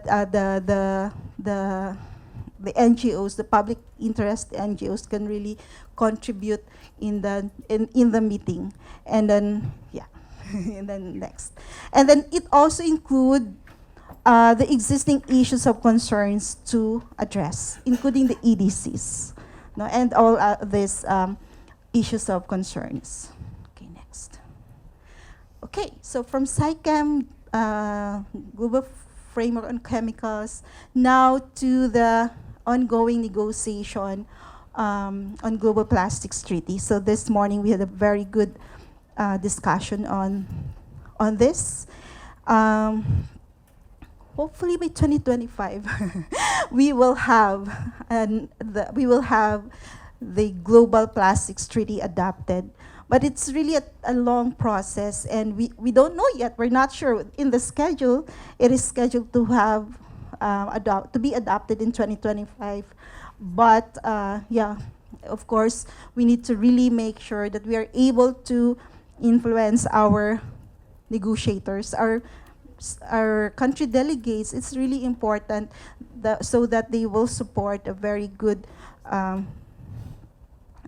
a strong treaty, So the plastics treaty, as IPEN is promoting, it is needed to regulate areas in the life cycle of plastics that are not covered by other international bodies and that are critical to prevent the harmful health and environmental impacts of plastics and their chemical ingredients. Yeah, so in the ongoing negotiations on global plastics treaty, IPEN is really making sure that with you, the participating organizations, that we're not just addressing the visible plastic pollution, but also the invisible plastic pollution, the toxic chemicals, the EDCs and plastics and so on. So, and I think that there has been a very good, change of understanding of views, that we're not just focusing on the plastic pollution as we see it, but really making sure that impacts of plastics to health are really integrated in the negotiations on global plastics treaty. Yeah, and this are our calls to action. So this morning we had several studies presented. We also have very good presentation from our discussants, and but then the chemicals, we have thousands of chemicals that we still need to study. and we still need to understand how they impact the environment and our health. So while we are very grateful that we have already conducted these studies, I think that there is still a need for more studies on toxic chemicals. And to also promote studies, this is also very important for us, no? Joe said that we are very good in doing media or public awareness campaigns, and let us do that, no? Let us do that to really promote the results of the study. And hopefully we strengthen the awareness of the public, but most importantly, our policymakers, our decision makers. And of course, we need to influence the strengthening of regional and national policies, and of course, hopefully increase participation to the MAA's implementation and our development of the global treaties, like for example, the ongoing negotiation on the Global Plastics Treaty. So I think that's it. Thank you so much. Thank you, Chinky. EDC 문제를 국제적으로 Well, EDC issues on a global level, how to look at it from a global perspective. That was your topic. Next up. From IPEN SA South Asia, the hub coordinator, Tripti, is going to talk about national and international approaches. Good afternoon again, everyone. So I think we've already discussed in length about EDCs and global issues associated with it. So I'm going to focus on the some of the common important points on EDCs, and majorly the impacts of EDCs on women's health. And I will also cover regional aspects on EDCs. I'm going to skip a few slides which have already been covered, so just so we are not repeating anything. Okay, so we already talked about IPEN. So IPEN is International Pollutants Elimination Network. We have been working globally towards a common goal of toxics-free future. We are there in more than, we are there in 125 countries as of now. And we are working towards strengthening global and national chemicals and waste policies. We contribute to groundbreaking research and build a global movement for toxics-free future. We work through 8 hub organizations, and Toxics Link acts as the South Asia hub and also the global gender focal point. South Asia region, we work in collaboration with over 65 POs, or as we call them, participation organizations, in Bangladesh, Bhutan, India, Nepal, Sri Lanka, and Pakistan. Toxics Link, we are based in New Delhi. We work on similar toxic chemicals issues of waste and chemicals. We are associated with many international, national, regional networks, and we participate in the development of national and international policies. So we already spoke about what are EDCs, and they are basically, as Joe very rightly explained, they alter with the, they affect the hormone action.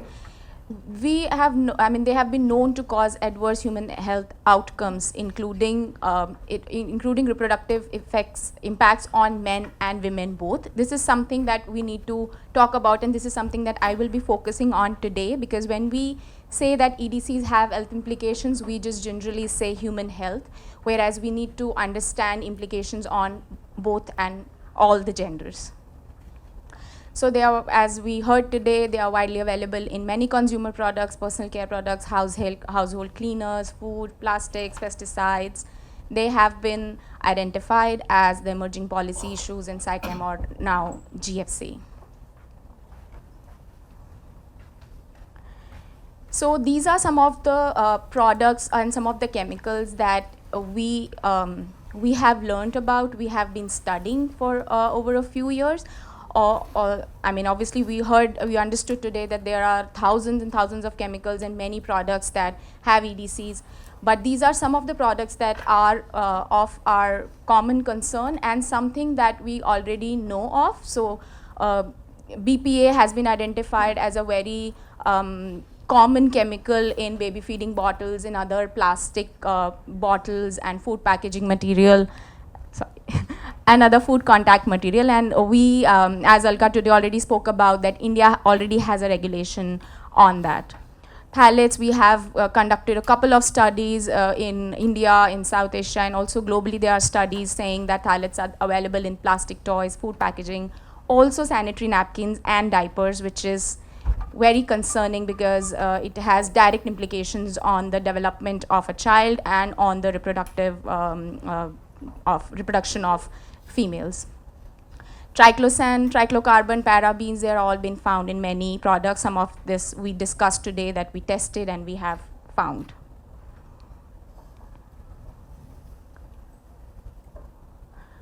So these are just some of the exposures. I think some we already spoke about this. And low doses matter. I think this is something that was already emphasized today, and I'm going to say that again because there is no safe dose. EDCs and are actually very dangerous or hazardous even at low doses, and something that we need to also take into account is the cocktail effect, because we are exposed to multiple chemicals, multiple EDCs and also other chemicals along with EDCs, and that is something we need to understand how they are impacting not only environment, human, different genders, and children. So EDCs are regulated globally, and we already spoke about this. Now, why do we need to talk about gender and chemicals, or women and chemicals? So basically, we have, both the genders have different gender roles. We face different social determinants. I think we all understand that in our daily life, different genders have different roles and responsibilities. So thus their exposures and impacts also differ. Also, women and men have different exposure routes, and they are differently susceptible to chemicals. So women have been found to be more susceptible to chemicals. They are more vulnerable, and they are also passing on the burden of chemicals from one generation to another, through pregnancy, through lactation. And this is one of my favorite slides, because whenever we talk about SDGs, we say that we need to do this and that, and that there's a thing, that we need to achieve this to attain our SDGs. But we need to understand that gender equality is one of the SDGs, and we cannot achieve our goal unless we also focus on SDG 5, which is the gender equality. So this is how women are usually exposed to EDCs. So I'm trying to explain that the exposure is coming from multiple sources. So it is dependent on the social factors, it is dependent on the occupation, it is dependent on many other usage patterns. So it differs from country to country, it differs from occupation, and it also differs on the types of products that are available and are being used in different parts of the world. So there are two things that we speak about when we talk about gender and chemicals. So one would be the gender differentiated exposure, and one would be the sex differentiated exposure. So the gender differentiated exposure, basically it takes into account the factors that are related to environmental factors, you can say. So their occupation, their types of, the level of education, the use of personal care products, the use of cleaning products, and the use of other products. Whereas the sex differentiated exposure or impacts has to do with the biology of the different gender. So the women basically are more susceptible during different phases of their life, particularly during lactation, during pregnancy, during menopause. And this can influence the exposure rates and also the impact. So, and as I already said, the exposure to EDCs to the women body, it is transferred from the mother to the children. So during the critical development stage of the fetus, they are actually being exposed to EDCs, and there have been studies which are already there which shows that EDCs are being transferred from different, from the amniotic sac. It can be transferred through the placenta, it can be transferred through the breast milk, and it has been known to cause health impacts on the fetus, and has been found in the fetus. So the fetus who hasn't been born yet has been exposed to EDC, has EDCs in their body through exposure from the mother. So there are different personal care products which are targeted for different men and women, and it's a very sad fact but true, that women are usually using more personal care products and also are using more household cleaning products than men. Thus they are exposed to different EDCs in cosmetics, in sanitary napkins, in utensils, in personal care products, paint, and much more. So biomonitoring data is something we already discussed today, but obviously it exists and it has been shown to find that women are frequently exposed, and they are exposed at higher level than men.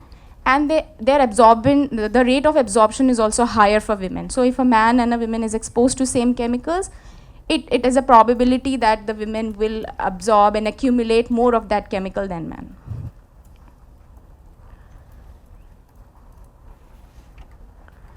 So as I said, it has been detected in blood, urine, breast milk, amniotic fluid, umbilical cord, and it has been leading to, it has been causing reproductive disorders such as early puberty, infertility. Yeah. Yeah. So they have also been, there have been studies which show that some EDCs also affect male reproduction by lowering the sperm count. In United States, it has been declined as much as 50% in last few years.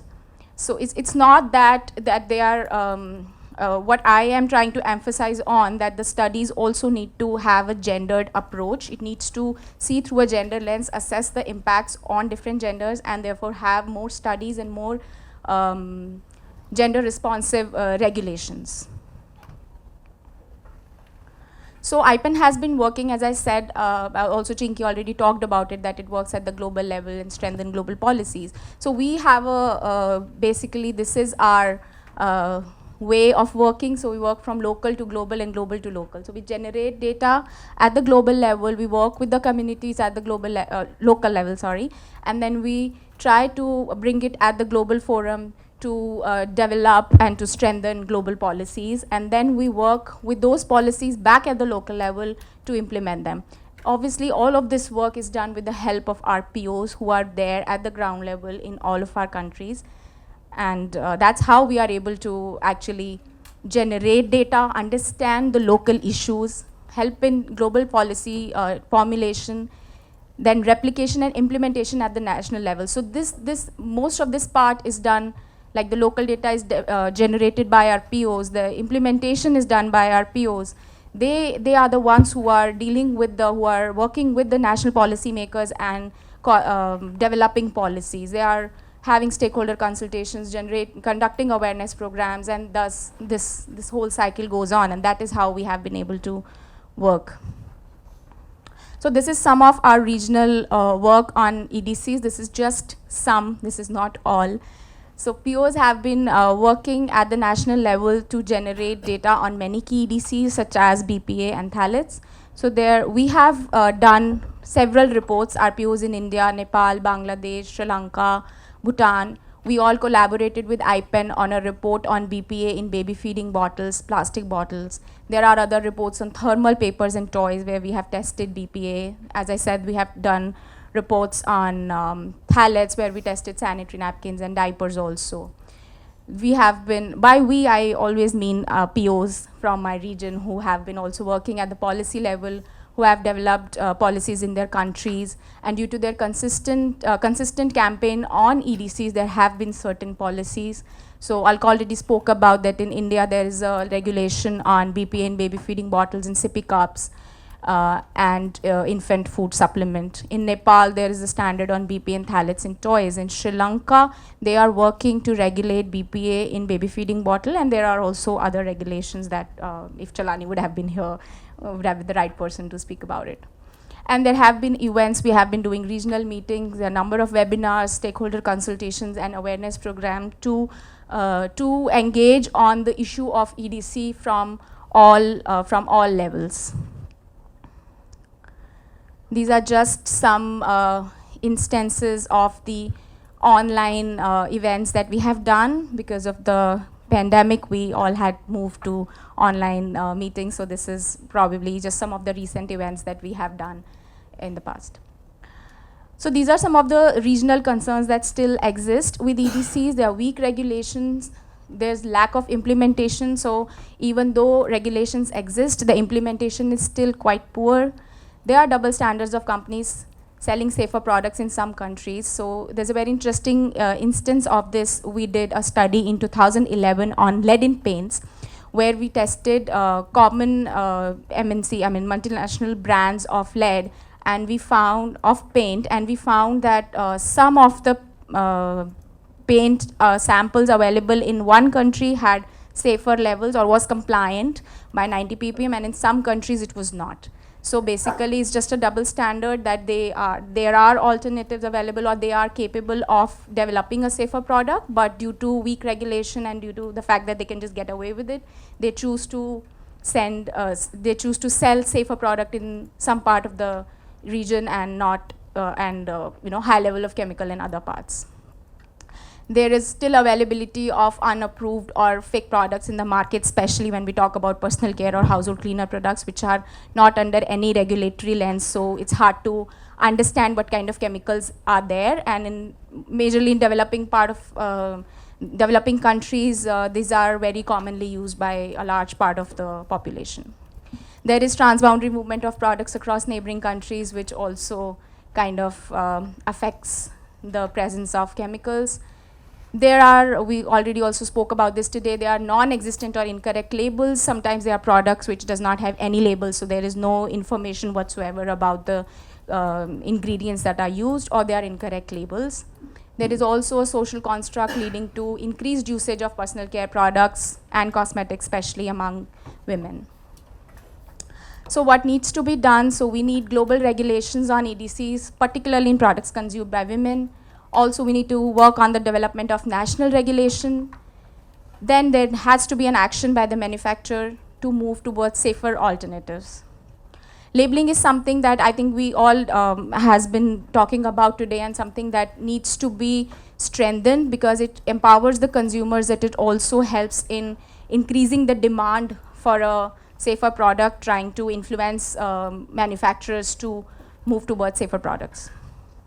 Mandating testing by the manufacturers and regulators to ensure compliance. So this is not, even though there are regulation in some countries, it is not mandatory by the manufacturers to test their products, or the regulatory agencies are not really testing the products to ensure that there is implementation of the existing law.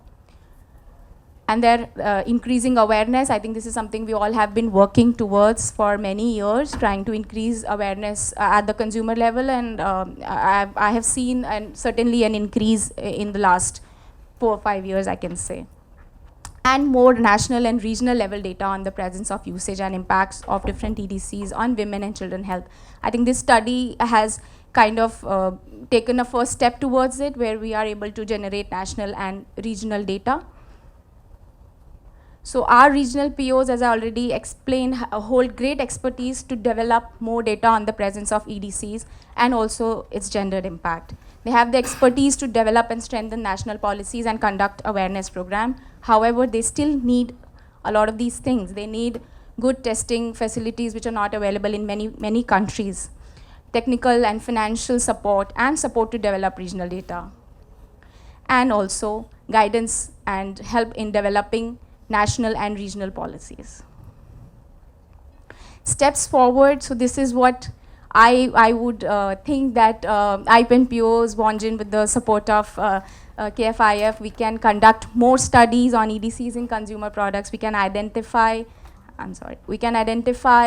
more products that are of relevance to our region. We can do more testing, more dissemination, and hopefully more consultations to kind of lead to the development of policies on those EDCs. So these are just some of the resources where you can find out about IPEN's work. So we also, as I spoke today, we also work a lot on women and chemicals. This is something we have been doing for the last 3-4 years, and there is a lot of new and good information available on our website. You can check that out. So yes, thank you so much. If you have any questions, please let me know. 감사합니다. We almost came to the end of this conference. it was hard time for all of us. 네. 네.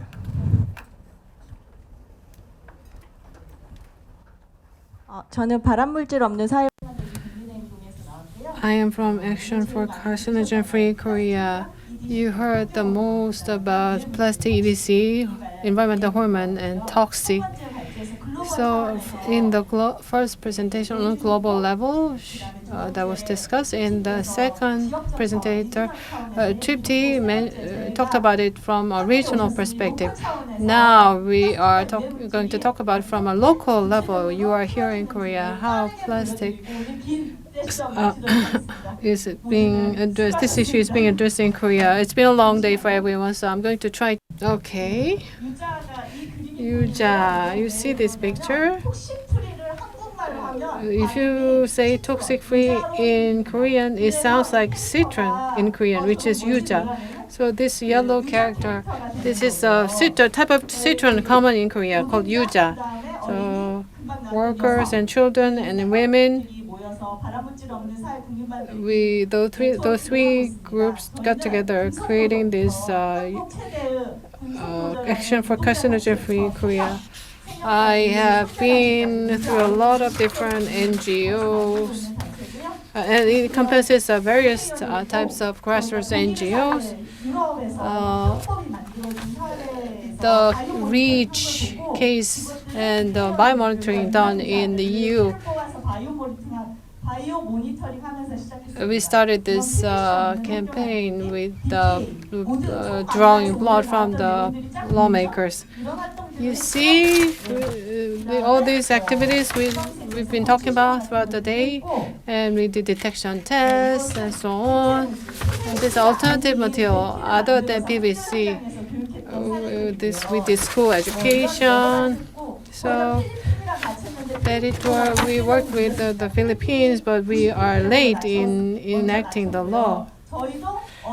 Philippines went first to lower to 90 ppm and successfully. We also succeeded, but Philippines was faster than Korea. We did these activities with IPAN, thank you. And PVC-free school, this is one thing we've been continuing to do. And we further developed it and created a user school. This is not about hazardous chemicals.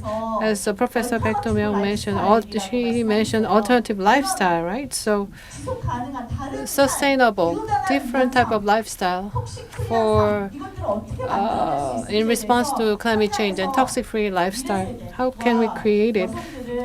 On the side, we educate women and children in the field, in schools, through these school programs. Korea Safe Material Management Ordinance has been passed in the. I'm going to play the video for you. Well, there's no sound, but this is what we use.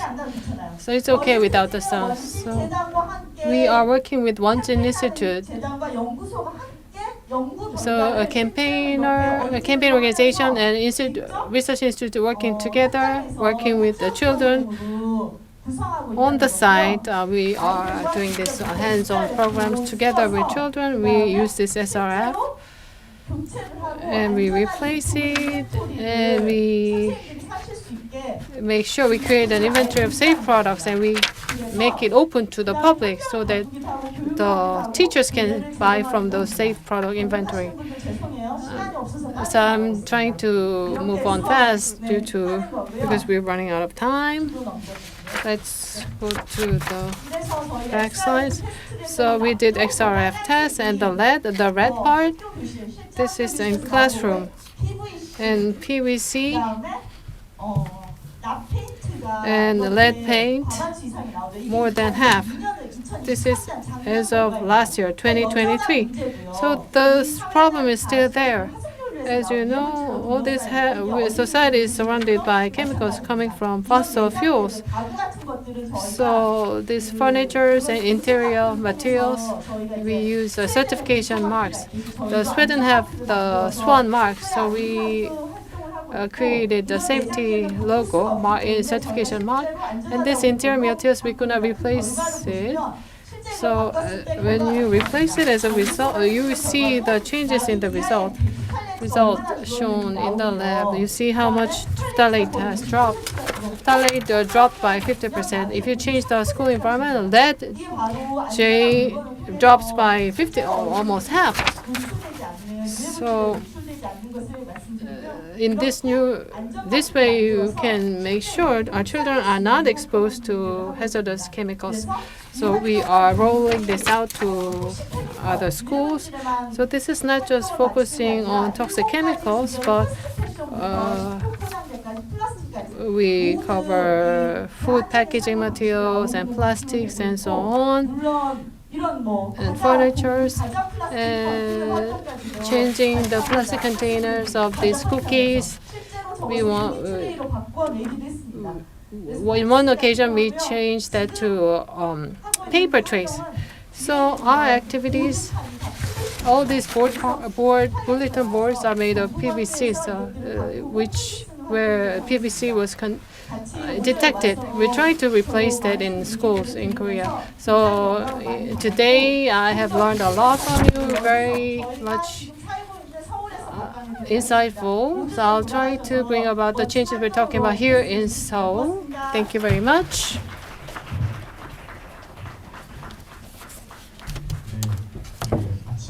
Okay, so we started from early morning today. What time is it? 5:05. So for a long time we had this conference. It was very inspirational. We could learn a lot, because we had a Q&A session in the middle. We're not going to have another Q&A session now. So we have exchanged a lot of experiences and know-how. I hope this was a great learning experience for everyone. I hope this will plant a seed so that this can be useful in leading campaigns for making safer society in your own countries. And because there's our next meeting schedule, we are going to wrap up this conference now. Thank you very much for your contribution.